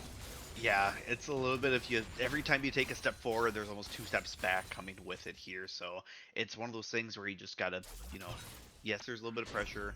Take a breather, calm yourself. Let's get the gameplay. Someone's gotta start calling out, hey, what's our win condition? What are we thinking? We all gotta be on the same page. Is that communication we saw in early game really struck? A little bit of discord with them as ganks were not properly timed out. People were going in while people are trying to get out, and it caused a little bit of a rift between them. Mordekaiser sending Tahm Kench to the Shadow Realm. Nowhere for him to go, but it looks like Mordekaiser's happy with just a little bit of trade and poke back and forth here. Does not want to be eaten up anytime soon. Yeah, a little bit surprising that that was used. I guess 9th or TP is available, so it's not like either of these top laners can join the burgeoning fight around the Drake, which is spawning here in 10 seconds and would be sole point as that Rel already taken down to about half health. Ultimate coming out from Vi down onto Mollywops, but no damage to follow up as Peacemaker is going to be the first to go down. Jinx is already excited here and now blasting away on the backside, flashing forward to get onto Shifty. Will get a double kill now as Chris on the backside cannot find Mollywops. A triple, no! That kill is picked up by Vigar, but a 4-0 here in the bot river. That's going to be Drake. That's going to be 2 turrets taken in the mid lane in all but certainty. And this game just continues to be a disaster. At what point do you start saying, all right, we just type FF in chat, we go on to game 3, and we just pray for that reverse sweep, because this game is just about unwinnable. Yeah, it's the prio ult right there was for the Lulu, and I'm not quite sure. You did have Jinx and Viger also swinging towards mid. Why not wait it out and really get your target there? The Orion ult does come down, but only with the Archangel staff and the boots, the cooldown Lucidities. There's not a lot of damage to be followed up, just a lot of CC. Twitch not coming online just yet, just play to the Rune King. If this was maybe, 25, 30 minutes in, yes, that is a dead wombo comboed Lulu as well as a team going on the back, but that Jinx 5-0-3 now completing the Hurricane Storm Razor is really going to be causing a lot of damage here. Yeah, you know things have gone wrong when your ADC is a full item down. At 17 minutes, that's just something you cannot recover from. You have taken no turrets, you've got your inhibitor turret exposed here. Baron is spawning in 2 minutes, and I don't know that there's any way that GG can contest unless they completely sell out. Selling out for Control Alt Elite here, but 4 out of the 5 members of Mint are here, and they're just going to be forced to run away as Control Alt Elite flashing in, gets the Devourer onto the Vi, and will get the combo with the Jinx trap. Now Sai forced to run away as this Jinx is excited and looking to get destructive here onto this top outer. Yeah, I'd be excited too at this point. Your team's doing a great job of being that front to back, really causing havoc here. Switch toward the mid, trying to find the Viego. Go Noggin or Viego, not trying to happen here, and also Realm not slow. Grabbing that as well. Shadow Realm here, Mordekaiser trying to get out of it, has the tower support. Orianna also outside, Wall Shield. Great ult, but unfortunately not going to find anything for it as Jinx does pick up the kill. 6-0-4 now. Yeah, the unfortunate part of that Jinx ult is, yes, the other person is trapped in with you, but you cannot leave either. Made it impossible for Sai to find an angle out where he could get out of the range of KTL. And when you come back in and you are just blasted to pieces, it just feels miserable because you know that Mollywops was sitting there in the bush, laughing their head off, knowing that they had already won the fight the moment that R button was clicked on them. Yeah, it was kind of a call an ambulance, but not for me type deal. As Mordekaiser buys a little bit of time, but unfortunately, that's all he does now. Still 150 up to 116 Tom Kench, but the Tom Kench has proven that he can really kind of stick in there and wait here. As Mordekaiser either has to start roaming here and picking off maybe a weaker target, grab a Jinx, grab a Viger, and really kind of separate them from the group. But even with the Jinx, I'm not sure you want to grab fully into that without maybe a couple more items. Yeah, with just the Leandries in pocket, I'm pretty sure that's a lost fight as Mint just deathballing here down the mid lane might just go ahead and say, hey, this inhibitor turret is ours now, thank you very much, is no response whatsoever from Conduit. Feels like they're just opening mid here, Gitano, as the inhibitor falls as well, and Mint peeling back towards the Baron. Yeah, just being saying, hey, we cannot fight this. If we do, we will end up losing the game. Death timers are still relatively low, but definitely going to call their loss here as Baron is picked on here 20 minutes in. The last time I cast a game, a 20-minute Baron, they did that for 3 games, and everyone who started, unfortunately, had the curse of the loss. But this one, I don't think. It's a brand new day, and it's not going to happen. As Baron's going to fall without contest, I believe. Yeah, and this Baron buff is going to be incredibly useful for prepping for that Infernal Soul, because this Jinx wasn't powerful enough, already close to 3 items, will just get bigger and bigger. Canela T is at least picking up something here, having gotten both of the side outer turrets. A little bit of gold, a little bit of an objective bounty back into the pockets of this Conduit GG squad, but feels like you're trying to pack bullet holes with band-aids here. Yeah, unfortunately, the Band-Aid's not going to do much. If you had some gauze, maybe a little bit of bread to shove in there even, you could maybe stop the bleeding, but unfortunately there's not enough here as they are just looking towards red buff, hoping someone's going to get there to catch them out. Dragon up in 33. They have great vision, but unfortunately just no one's falling for it. They set up the bear trap, slathered it with some meat, but no one's there.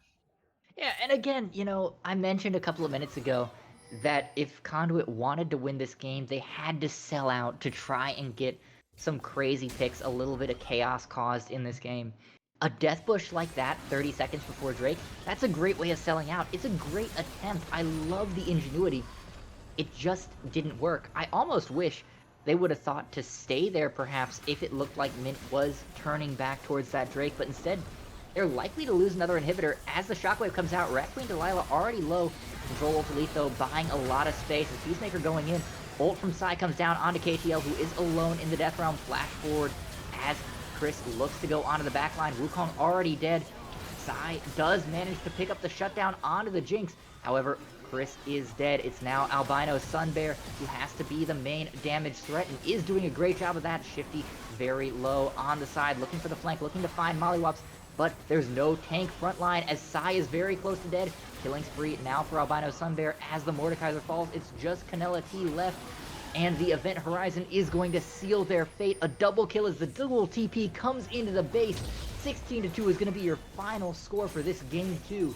And Mint Spark now on match point against the team that knocked off the undefeated Clown Gaming.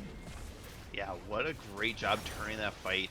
Yes, you had a little bit of unfortunate timing there in the beginning, and you did get engaged on, but great job sticking in the pocket. Tom Kench being able to absorb everything, and Albino really being able to stick it to everyone. He did the high skill cap R that just instantly deleted someone, was very patient. Lulu towards the back as well, just hoping to see if that Twitch was coming around, which he did, so great prediction there, and able to delete him as well. And it looked like that was going to be such a great fight for them because they had caught out the Jinx. Because KTL had been neutralized early, wasn't able to contribute to the team part of the fight, was taken out by Sai, both in terms of not being able to fight and just straight up killed in the end. But it didn't matter because Albino had scaled. Yeah, the Vigar didn't do anything all game. It was just sitting mid, getting stacks, But that doesn't matter when you walk into that major team fight with 250 stacks, 2 fully completed items, and can just click buttons. Yeah, enemy team unfortunately a little too far back where there's not enough to really tank up that damage. Yes, Veigar's not having, you know, 6 complete items, but he still melted you like butter in a microwave pretty quickly because he was allowed to free stack as much as he could there. Also grabbing, I want to say that Shirelia's as well, being able to support that Jinx a little bit more and kind of grab that movement speed here. Takeaways from the game, what are your main highlights? Maybe it's time to shelve the Twitch. I like the idea. It's a great scaling ADC who has the capacity for some crazy plays to throw the enemy team off balance. But it hasn't worked, and it seems like Mint has their number 10 ways to Sunday. I think it's time to just go ahead and play around Psy and Canela T. Let the bot lane play something that's safe, that's not going to be problematic. Put him on Ashe Braum for all I care. Something that's going to sit there, that's not going to cause problems, that can just absorb pressure forever. And let your solo lanes be the focus. Chris has been a little bit behind, but they've tried to find good gank angles, and they've made it work when they've had a little bit more support from their laners. I think going towards the top side, where there's a lot more of that, could potentially let them drag back at least one game, if not the series. Yeah, I also agree. Bot lane maybe is not where the prio needs to be. We've seen Mordekaiser, or just top lane in general and mid as well, do a really good job just trading back and forth, being that neutral. But if they had something to really swing the advantage in their way, they can start to roam with the jungle and maybe make some plays bottom then. So yeah, I think maybe just leaving well enough alone, ban the Twitch, or not ban the Twitch, leave the Twitch out, find something else to pick up.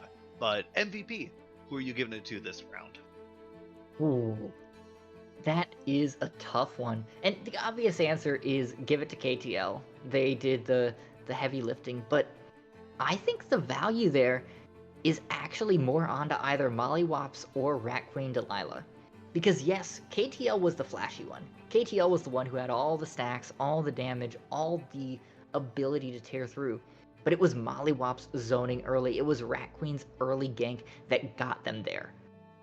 I could not pick between the two, so I think you will have to be the one to choose if you believe that either of them is our player of the game. I'm Mollywops. You went 0-0-15. You participated in everything but one kill throughout the game. You were definitely in the midst of everything, every time, everywhere. I don't have the vision score, but from what I've seen with the games, you were going ham on that and making sure that your team is safe and able to make those plays and really setting them up for success. So I am gonna have to give this one to the Lulu Mollywops. Well, very fair. Great play all around from Mint, though. It's hard to pick from 5 stellar players, but I do believe it is time for us to step aside as Game 3 should be upon us real shortly. Mint looking to seal this away. Conduit begging for a chance to keep their series and season hopes alive. We'll have more action right after this, so don't click away.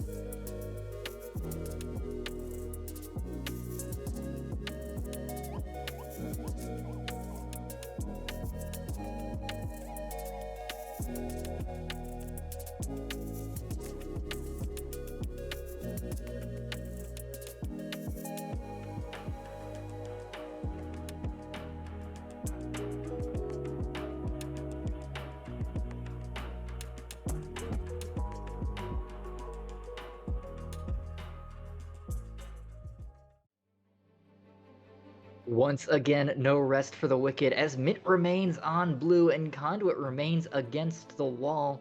2 games straight where Mint has shown more flame than spark here, and those bat ears desperately searching for a way out. Gitano, do you think they can find an opening? I think it's just how that early game goes, because if they start transitioning, the team fights have been good from them when they do show that signs of life. But unfortunately, they're little flints, they're sparks. They're not quite a giant flame that's going to be overpowering. So I'm hoping, against all odds, that maybe a little bit more communication in that early game, pull out something, grab something comfortable, throw it off the wall, you know, kind of get your advantage somewhere else. So we'll see if that jungler decides to go mid or top lane and try to get the advantage that way.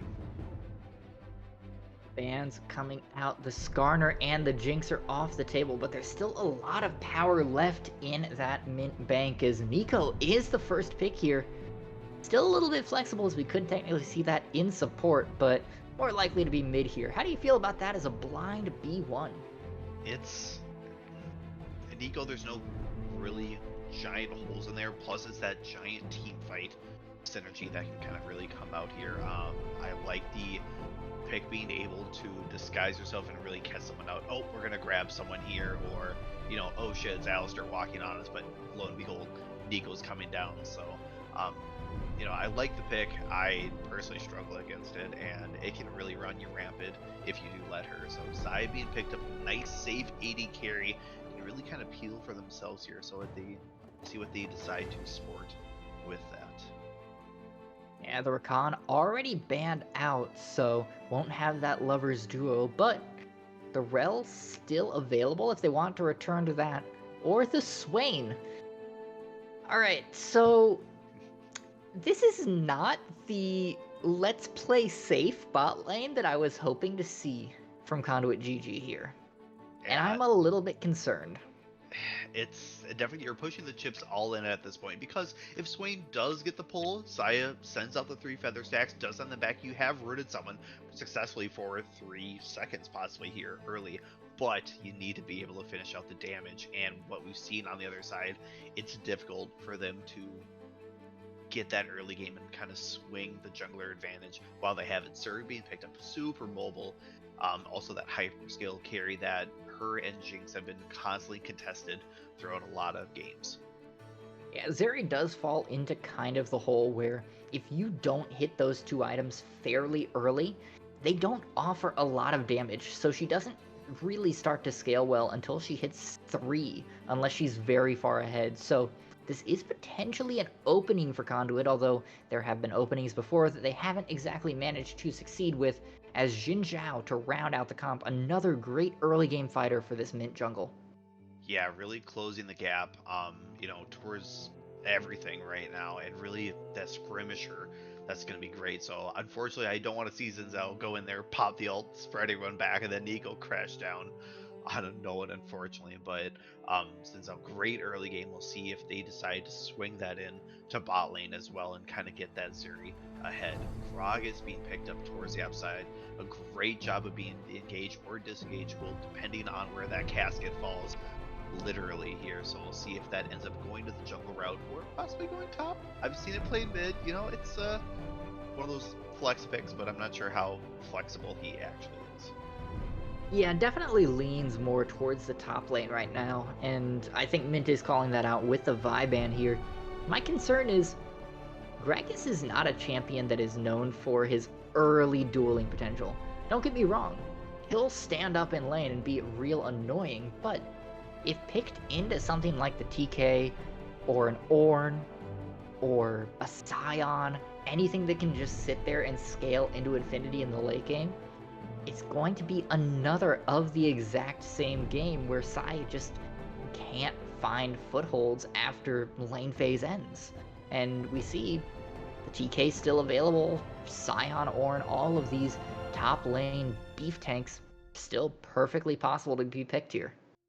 Yeah, Mundo being banned away, as well as the Cho'Gath here, 2 major tanks that can hyperscale, as well as the Hecarim and the Vi for the jungle. So they are Please throwing pick that the out Bard. towards Conduit. And yeah, Bard being hovered, we really want to see that here. Just because your last game, you're pulling all the stops and a really hard left turn for the Nautilus. So does that mean No that fun. Wade mid? Yeah, that will be a Swain mid into the Nico. I don't love that because Nico's not the kind of champion that wants to sit in with you and has plenty of tools to disengage away from that demonic ascension. So it feels a little bit counterproductive, especially knowing that that Nico was going mid. As Braum and potentially Yorick are going to be the 4-5 slam here for Mint.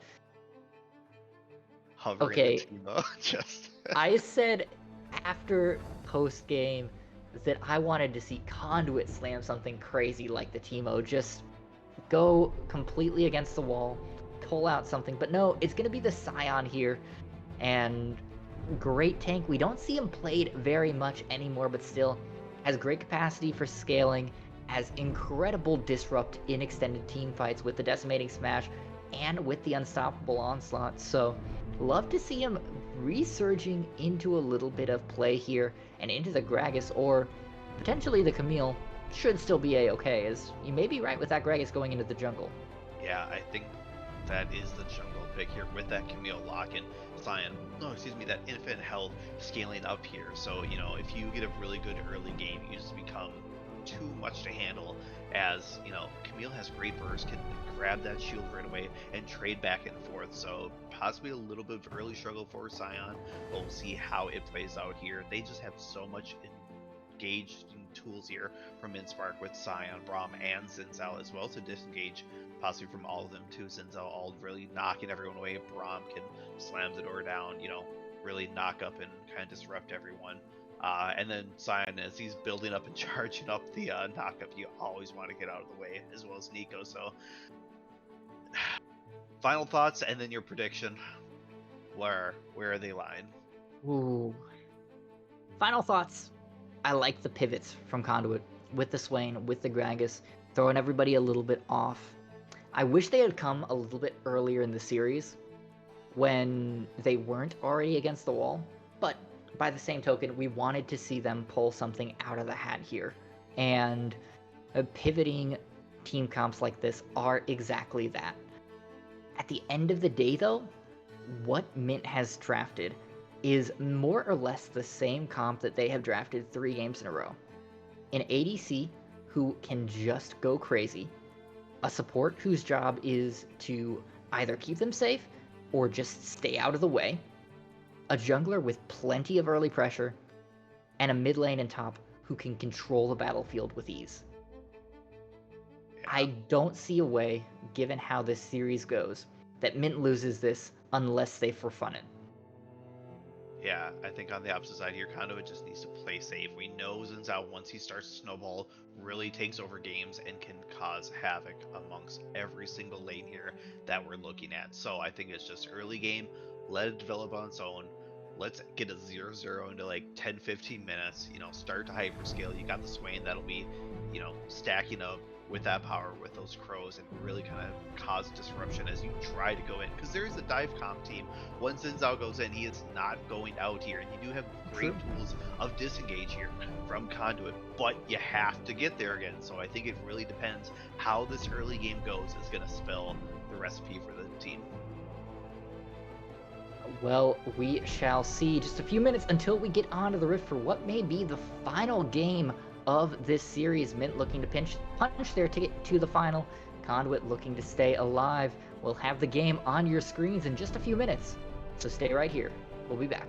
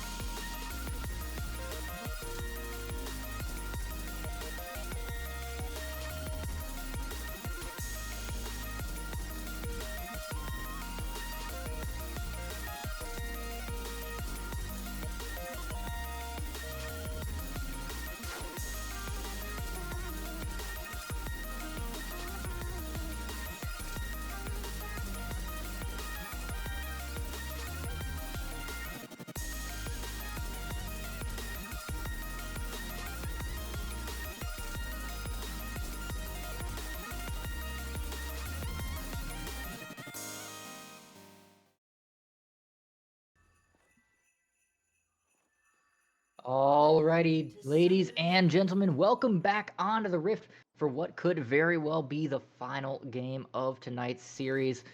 Mint deciding to change up their pattern here as they're not going for the 5-point. They are stacked up, ready for Peacemaker's invade on the Nautilus, which is not forthcoming as Peacemaker just sitting in that bush right across the river. But Mint doesn't know that, and neither does Conduit. Very tough battle ahead for this Conduit Jiji squad as they need to win all 3 games to make it to finals. And given how it's been going, Gitano, I will be a little bit surprised if they even manage to take this one. Yeah, it's not a foregone conclusion, but you need to be able to pull it off early here. So this early game really is going to dictate how the game is going to swing back and forth. I do like the 5 stack sitting there just in case someone got a little aggressive and wanted to play something, or if you want to zoom in, try to get something early and kind of really press the pusher or put the pressure on the neck, and really kind of wreak some havoc here. So, what is the early game? If you were trying to get back in the series, where's your main point of focus for the laning phase? I mentioned it early. I think you have to push towards Canella T and Psy. Canella T with the Swain has the potential to be some great gank assist, even though Albino Sunbear has the ability to stay at very long range with the Blooming Blows and the Tangle Barbs. I don't think that Psy is going to be a great early game gank pick just because the Camille absolutely needs that Sheen to get off the ground. But at the end of the day, you still want her to be massive, so potentially putting a little bit of effort in there would be great. As Peacemaker in trouble, down under 100 health, as KTL getting low themselves, Shifty down under 300, and everybody's health bar blinking red. 4 Summoner spells burn down here in the bot side. Yeah, great trades back and forth here. We had oh good god, someone was still at level 1 while everyone else was level 2. Early gank here towards the mid lane. Zinzao trying to grab up that Zinzao. Does find out a little bit of damage, and Nico picking up first blood. Yeah, that was much closer than it necessarily could have been as Canella T managed to get the Never Move on the way back. Bought a lot of space, but unfortunately just not enough. Will force out the early TP. And now with no sums, this Swain a little bit vulnerable as Albino Sunbear, full health, full mana still, doesn't even need to back just yet. Can go ahead and continue to put this pressure on as only brown bags have been purchased by the Birdman. Yeah, not a lot to really give. He very immobile mid, and now with not a lot of vision out too. You don't know where Zinzao's coming from. One swift gank and a wombo combo will put you 2 kills behind, and wishing that lane phase was already over here. So Zinzao towards the bottom, looking for a lane gank even possible here as Braum getting a little aggressive, really selling it here, and they could charge up the Nautilus. Unfortunately, the passive is not going to proc those elk ears, not being able to go coast to coast, and Zinzao not finding anything. So great job by them, being patient, sniffing out something was amiss, and just letting Zinzao be.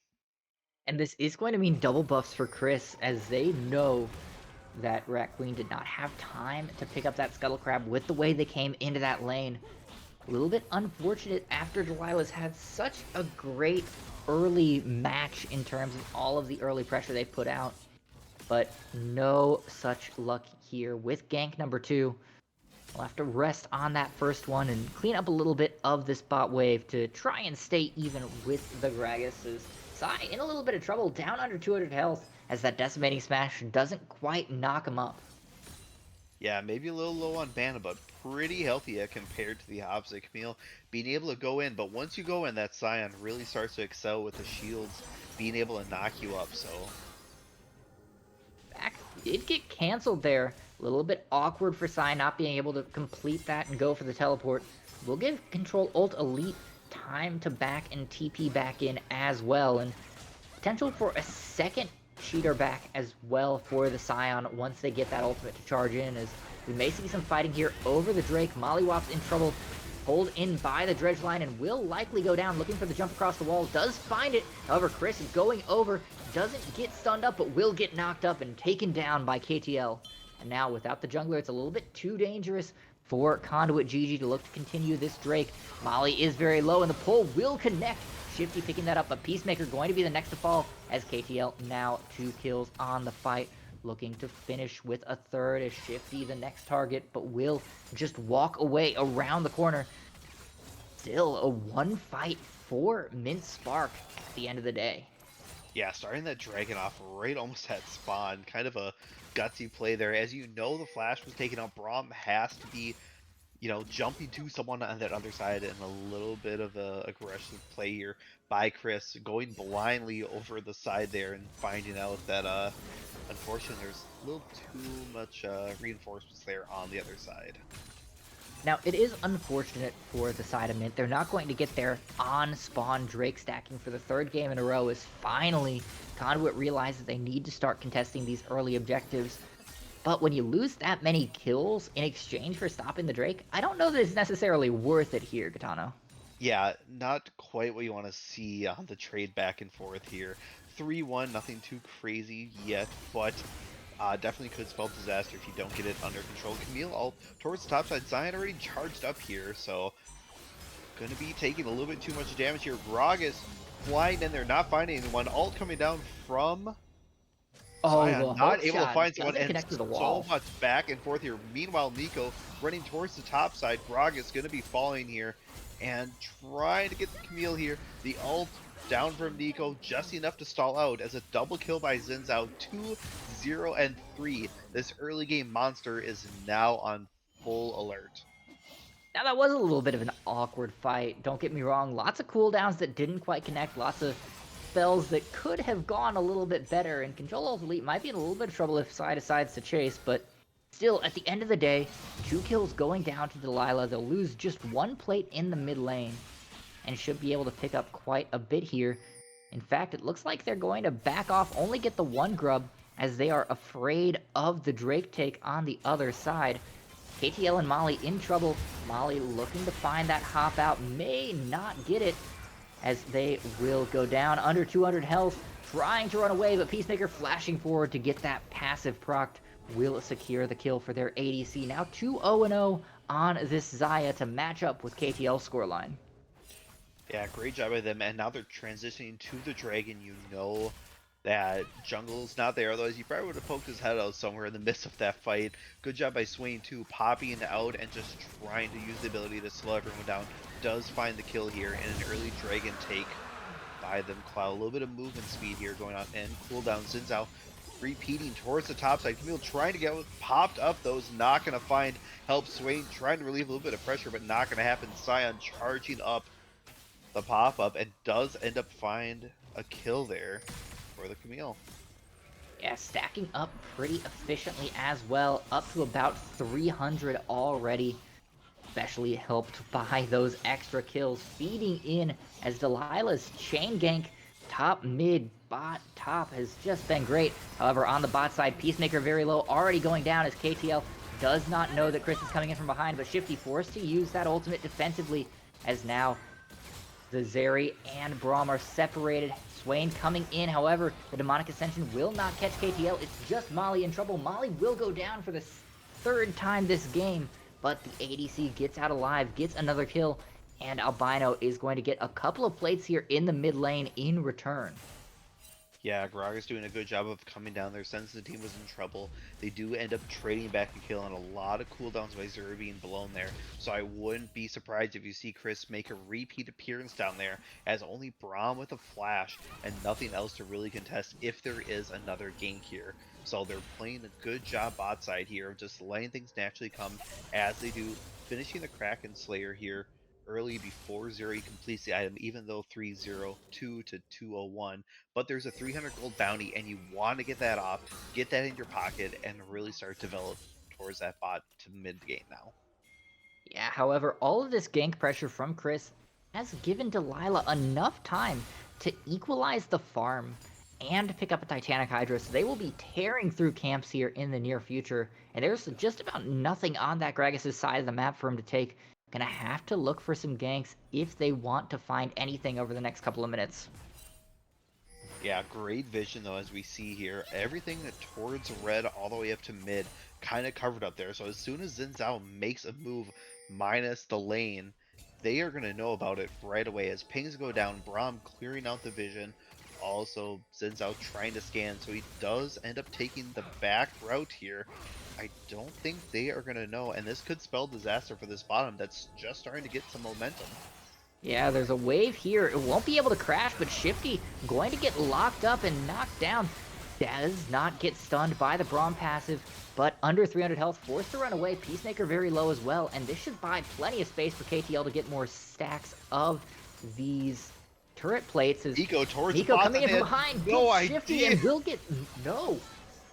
Was within that quarter-second grace period, and Peacemaker doesn't go down. That's a small sigh of relief, but still, Albino rotating over, getting one, and that's going to give KTL even more space to continue to mow through these turret plates. Yeah, and that could be a little bit of a communication issue as Swain pushing up, knowing his lane is not there, and really needs to Scion spend ult. aside. Scion being able to connect, and Rat Queen Delilah being able to pick up another kill. 3-0 and 4 now on this monster. Oh no, Chris is in trouble here, trying to get out, but Scion body blocking the body slam. Flash in from Rat Queen Delilah, looking to find the knockup. Does force the explosive cask to break away, but the chase continues. Control Elite and Rat Queen Delilah don't want to let these blinking health bars go. You can see on the minimap Nico sneaking around the back of the turret as they want this. Psy down under a quarter health as they go under the turret. Albino Sunbear is here. Albino Sunbear does have the ult in hand, looking for it as the wave comes in, the dive being set up. Psy and Chris trying to escape. The Pop Blossom does come out, and Chris is going to be the sacrifice as the top tier 1 will fall as well. The gold lead will be up to about 5,000 after this drops, and I'm hearing echoes of game 2 here. Yeah, a little bit of a little holler back going on here as Nico is being able to shove towards bottom, going towards top, really roaming around, but not really losing too much in the mid for it. Swain, that not known for pushing type state, dealing more survivability, is not being able to capitalize. Yes, you took 2 plates, but at what cost? Unfortunately, you finished your Rylai's, but looking towards your opponent here, it looks like there's a lot of force being drug here as Chris towards the top side might be able to find out this Scion here. Camille trying to whittle down towards it. The knockup getting pushed away here, and that should be a kill. Yeah, at least picking up something back, although will take a ton of damage, does Psy on the way out in control, picking up some extra stacks just to add insult to injury. I do want to comment as well. You said that Nico isn't losing anything on these roams, but it's even worse than that as Mollywop's going down here, looking for the hook onto KTL, but they don't know that Rat Queen is behind. Shifty forced to use that ult defensively, does find one, ghosting away, trying to get out, and will do so. 1 for 1 in the extended trade in the bot lane. Going back to mid though, it's not just that Albino Sunbear is keeping even and not losing things. They are up 20 CS. They are winning this lane hard despite not being present for large portions of the time.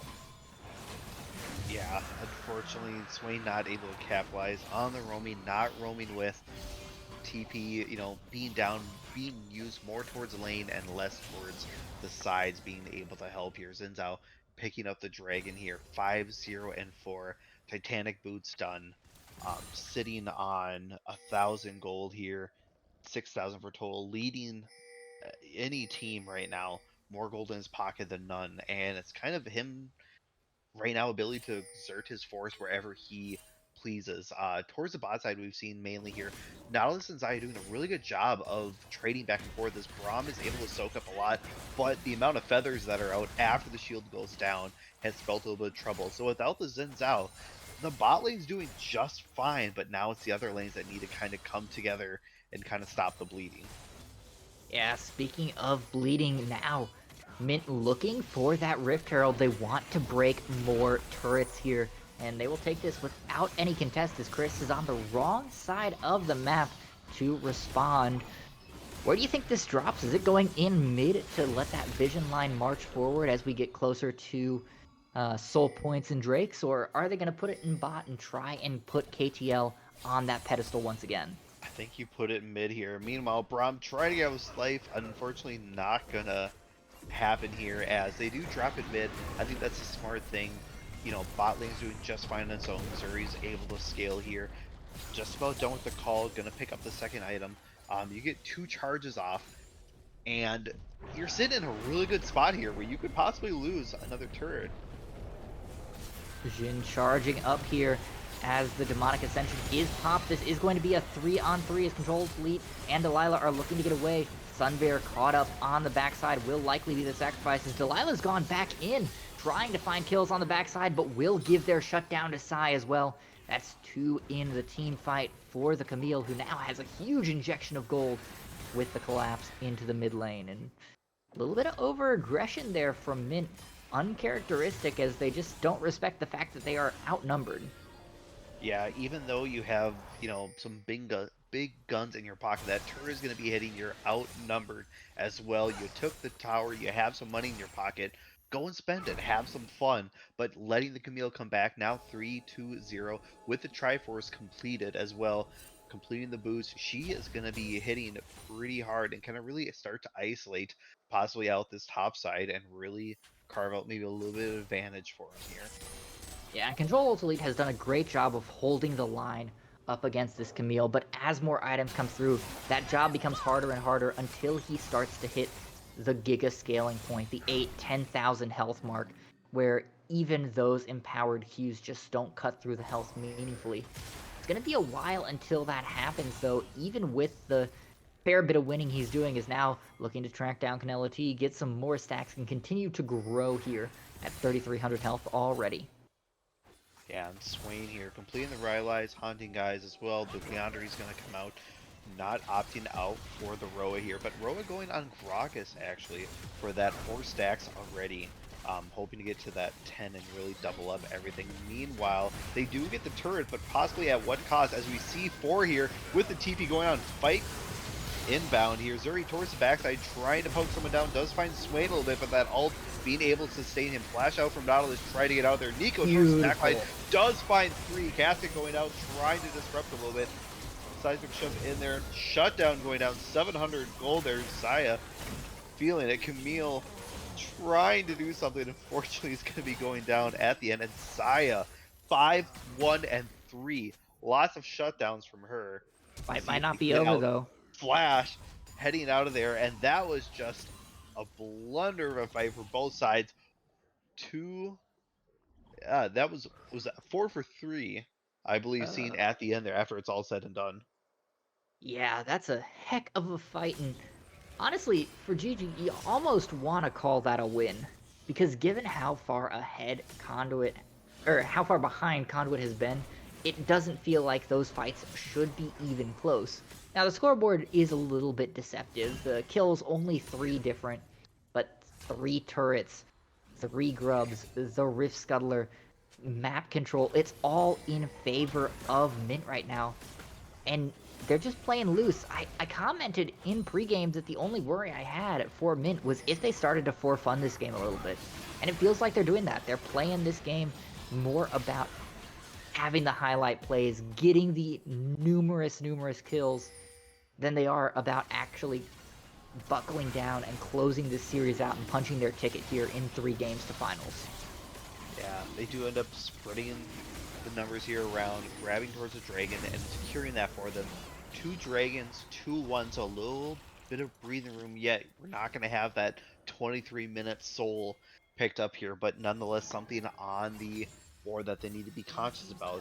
Turret still falling here towards the top side. Camille grabbing that one, and that also spells more money in their pocket. Yes, they're down in that control. Fight breaking out here. Zin's out looking towards Nautilus. Nautilus playing off, knowing that he's got to stall here for the rest of his team, knowing he's going to go down. Sacks, but Zaya using the Hextech gate and getting out. Smart play. Yeah, a little bit surprising there from Mint to buy the lure from Peacemaker. I mean, great read by the Nautilus to say, yes, I absolutely need to sacrifice myself for the ADC, but if you're Mint, you say, sure, let the Nautilus walk away. There's a shutdown on that Zaya. There's plenty of gold that could be funneled into KTL to make this Zeri hit that 3-item spike that they desperately need to be an incredibly powerful ADC in the mid to late game fights. But Instead, just going for the 0-4, now 0-5 Nautilus. It feels like a really bad misread. Yeah, there could have been definitely some more pressure applying for the 80 carry, but a good job of Niles being like, "Oh, look over here. I'm good. I'm good." You know, like just doing a little bit of delay enough for her and smart enough to use the Hex Tech Gate to get out of there now. So 80 carry is kind of the story of the game. 5-1 and 3 for Zaya, 6-1 and 4 for the Zuri. So it's kind of really their game to really control how these team fights project. Yeah, the vision line too, moving forward, making it harder and harder for Conduit to find the good fights.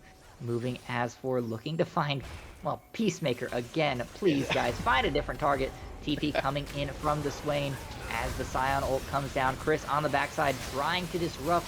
However, the cast only lands onto one. The Demonic Ascension is burning through.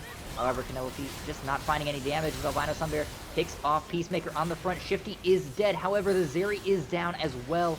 It's just Albino and Delilah left in the damage front, but they cannot cut through this Camille. Control Ult Elite is down. Sai looking to find the Nico will do it. However, Delilah surviving forever on the backside up against Canella T just will not go down and finally falls to the Camille. That's a 5 for 3 in the extended fight and just a complete disaster for Mincepark.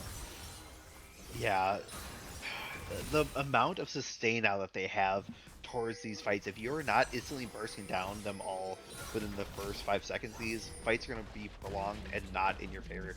Swain just soaking up everything in the mid. Yes, Peacemaker got cut out, but it was enough time for everyone to come in. Great TP by Camille, and really being able to, sit in the midst of everything. Saya, a little bit of bad position there as there was a collapse here from Dragon side, but enough damage was already popped out, and having the fact that you were not in a great position but still walked out ahead on the fight is a great sign of life for them.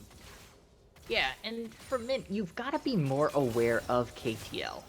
Because, yes, Delilah is large. They have 7 kills, they have very close to that third item.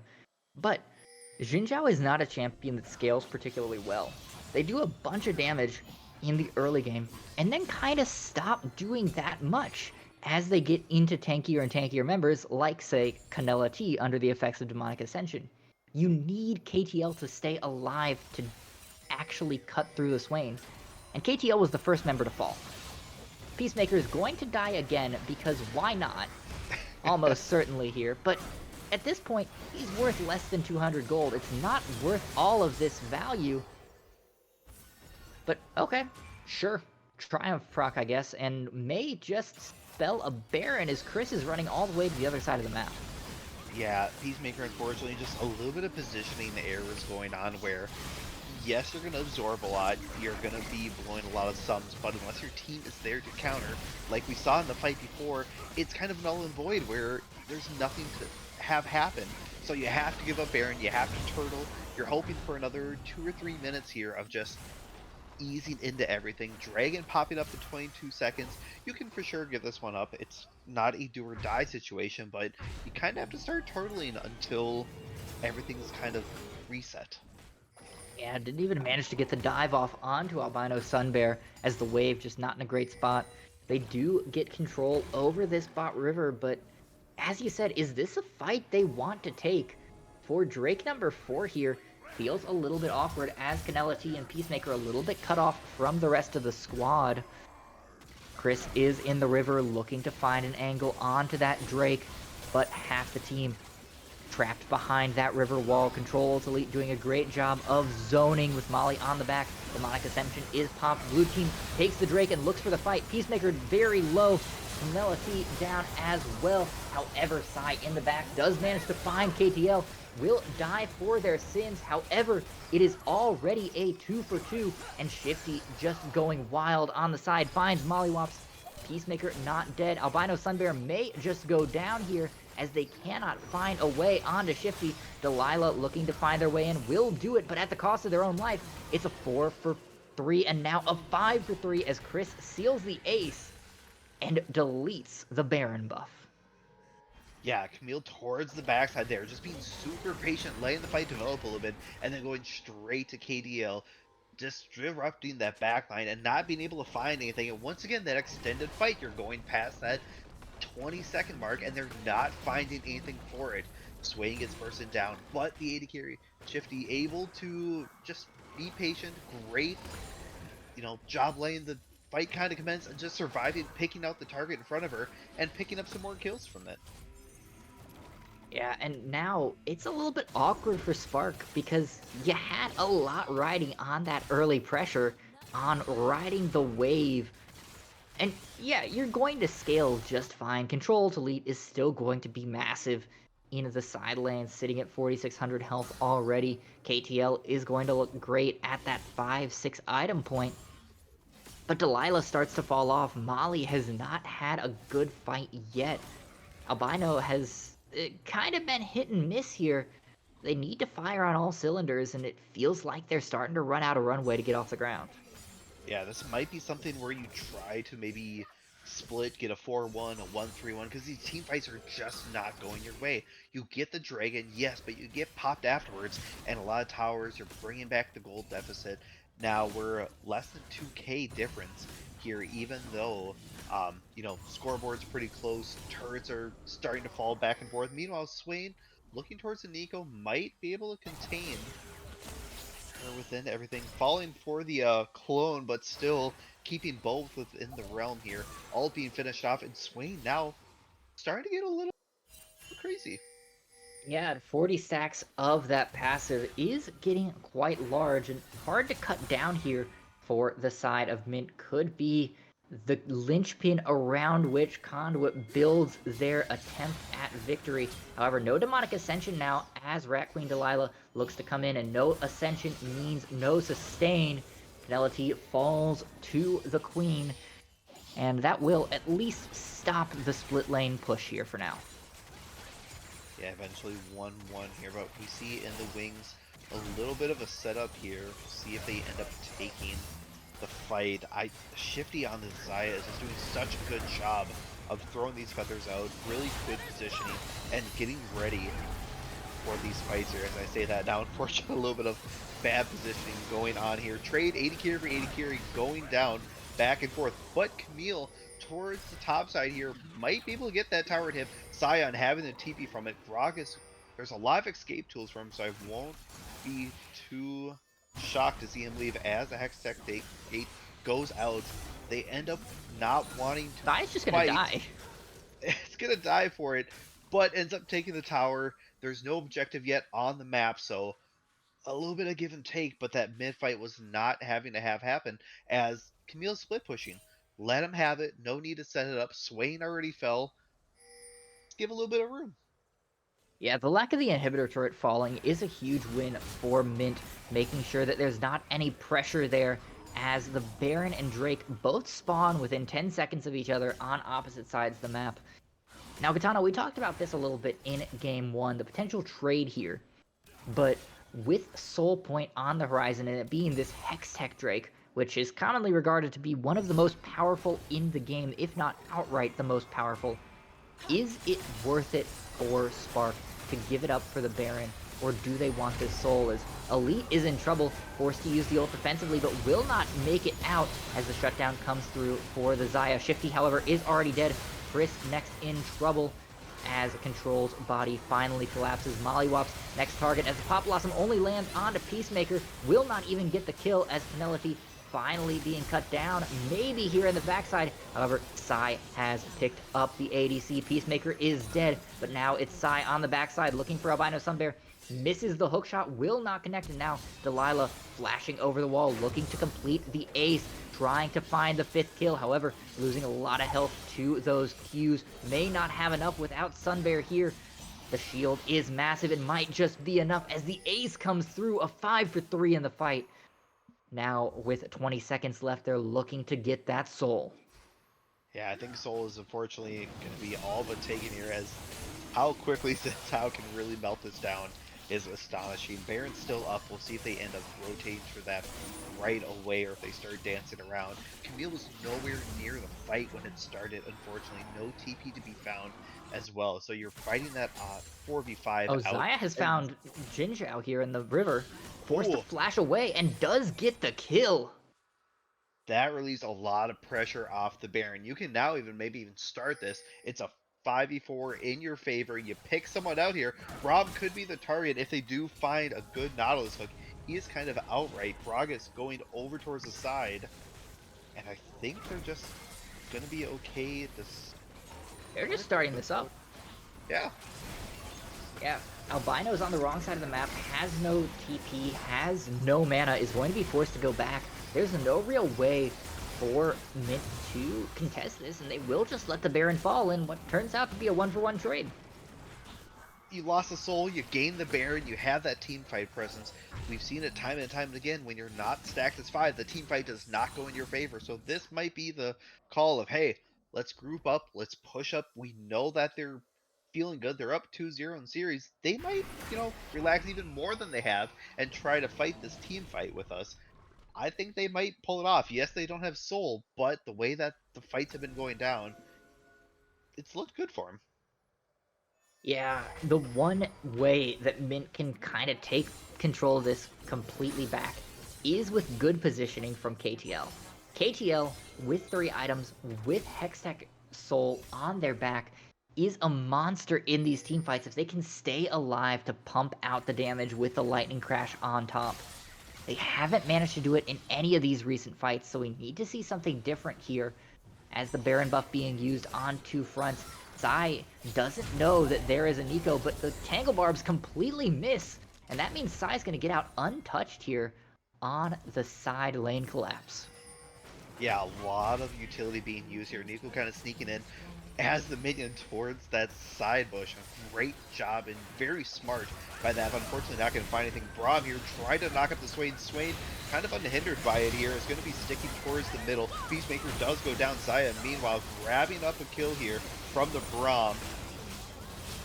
Delilah tanking a ton of damage in the front as Chris looking to find something back, but KTL has started to pop off. This is what happens when the Zeri doesn't go down. Manages to get a 4-for-2, and in the bot side, Sai in trouble as Control Ult Elite, starting to manhandle them. If he can't get back, there's no way to save the base. And now with Zeri and Nico running in, this could be the game, Gitano. Mint could have snatched victory from the jaws of defeat, but they don't have minions. Yeah, there's nothing really to push with it. So this could be just the delay. We see 30 seconds about for the majority of the team to pop back up, and I think they're going to have that time. They're going to lose Tower and Hib, but they're going to survive and see another fight here. Without the Camille really being able to dive that backline and get onto that Zuri, the fights kind of just keep on trickling out like this as there's no check to be had of her, and she's able to free fire. Yeah, the Baron now gone. 3 minutes until this Elder. And a long sigh as the held breaths are let out all across BOL Emeralds fans. Who wins this next fight is the only question, and gosh, I don't think there's an answer until the fight actually comes through. Yeah, it's definitely can swing back and forth. We see the gold. There's a 3K lead, but this late in the game, there's not really much that spells unless there's a giant item to be completed that we're not seeing here. And it looks like both AD carries are almost at their full potential here, as maybe a little bit of mystery yet of what the final one will be here. And it looks like Camille's just still split pushing. I do not like this. They need to get back here. Yes, you have the TP, you can join the fight, but in this back and forth with a Hex Tech, Dragon 2, you're going to be losing out so quickly on these fights that it might not be worth it. TP being used there towards the bot side. Peacemaker trying to grab Delilah, unfortunately, using the ult and kind of spreading everyone away there. Swain trying to pop out and find someone. So a great push and a great defense here by the opposite side. So forcing out that TP. I may have been wrong on that call out of that Camille split, but I still need to see Camille in these fights get towards that backline, which means there has to be a good ward. There has to be a great fight where she can just TP unexpectedly and get to KTL. But right now, I don't know if that's going to happen. See, here's the thing. I don't mind Control Alt Elite burning that TP. Because they have the ult, and at this point, it should be on no more than a 35-second cooldown. I don't know if we can check that here, but it's very fast to get those ults back out. You can get through anywhere on the map to the enemy team unless you're going from top red side inhibitor to bot blue side inhibitor. That was the exact place you needed to go, so a TP, not the end of the world. 41 seconds. You were very close. Yeah, almost like I've played a lot of Scion. A Possibly. depressing amount of Scion. I've been playing League for way too long. I need to find a new hobby. You're this far in, there's no need to go back. Swain being poked out here a little bit. Demonic Ascension coming out. Beautiful Pop Blossom onto 2. Canelity already down to half as Peacemaker is dead.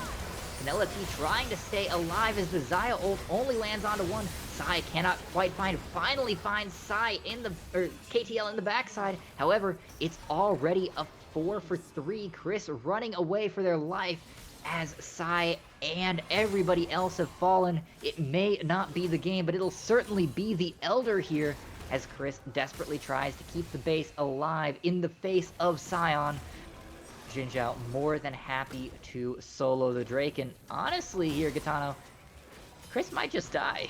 Yeah, he just needs to defend by his towers. There's no need to fight out by the tower inhibitor there, just in case, let's say Soul was picked up rather quickly and Scion gets a shot, and that could spell disaster for them here. So everyone popping back up, and this looks like to be the final fight and around the Baron. These objectives, great job of control. We see the amount of wards being popped out here, so great vision control towards the Dragon side. Now they're going to flip that towards Baron. So if you find someone caught out, you can flip the script, but right now that Zuri is just running people ragged as there's no real answer to get towards that backline. And with the shield bow completed, that's a lot of survivability that wasn't there in that previous fight.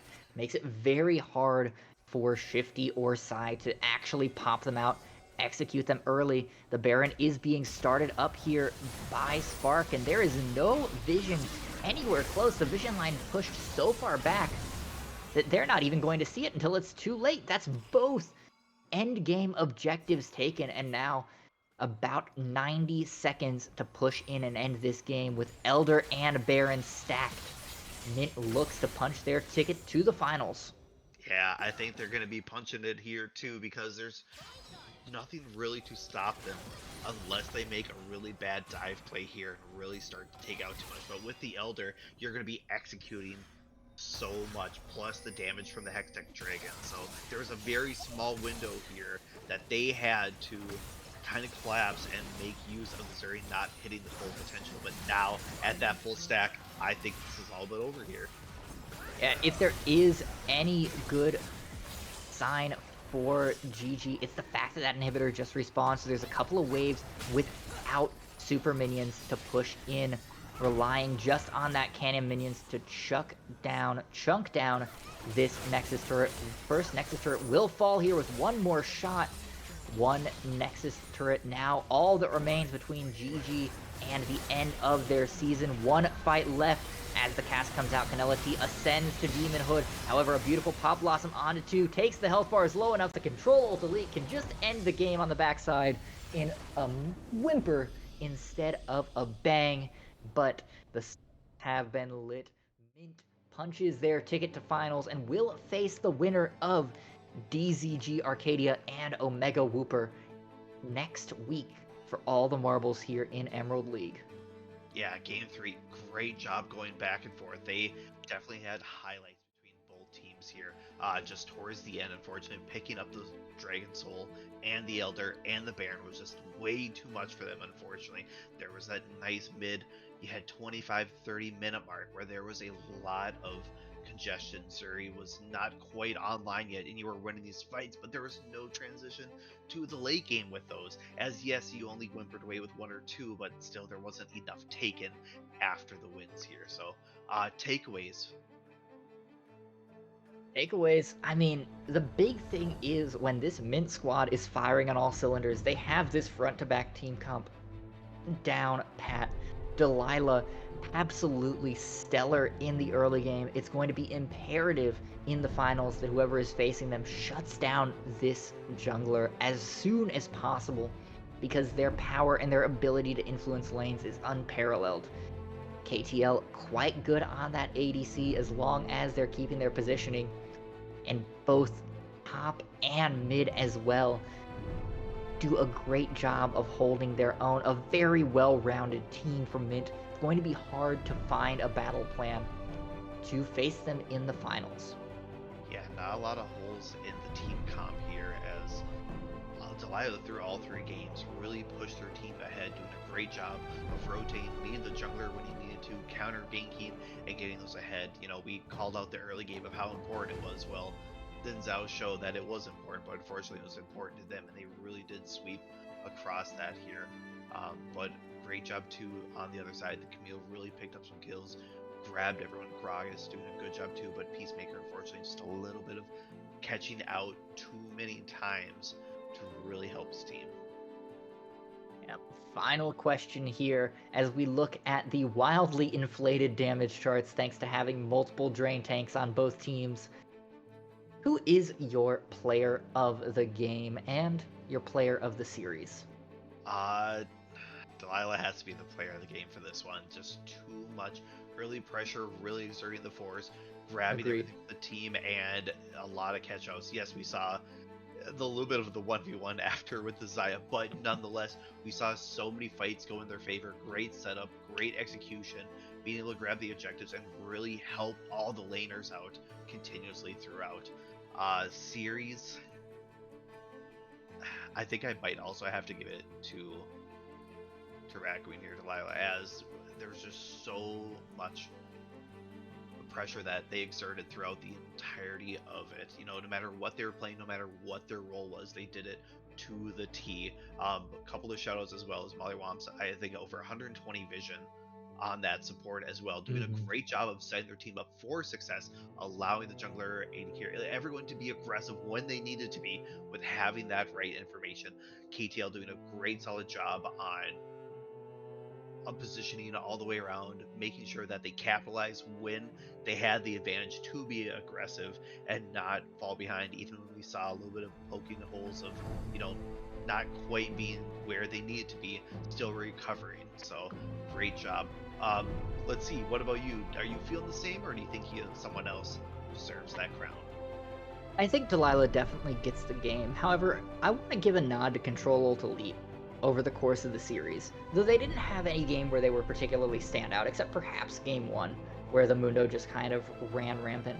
They were a real rock in the top side, despite the fact that Psy was looking very hard in all three games to become a split push threat.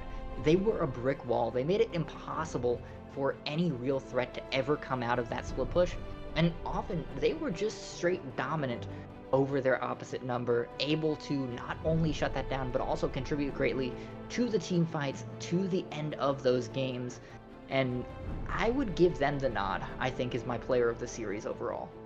So, yeah, there's not a real bad person to really give it to. As the whole team really did a good job of being cohesive and playing around each other and really roaming as that five, or if they needed to split. So, great job. Final thoughts on the series? Well, you know, I would have liked to have seen this go a little bit longer. I would have liked to have seen Jiji give a little bit more trouble to this Spark team. If we had seen this Game 3 squad show up in Game 1, I think this would have been a much more interesting series. But it's a great way to drum up some excitement for the finals, and I'm looking forward to seeing what Mint can do next week. Yeah, I'm super excited to do the best of five series there and see if they come back with the same dominance that they've shown here over this game. So, um, final words. Final words are yours, my friend. All right. Well, thanks everyone for stopping by. Great games by both teams. We're gonna see in the finals who ends up being there for that, and I'm excited. You know, we'll maybe pop some champagne, get some bubbly going, and celebrate with them at that time. So Thank you so much for casting with me here. Great job by the teams. Thank you all for viewing with us, and we wish you the best of nights.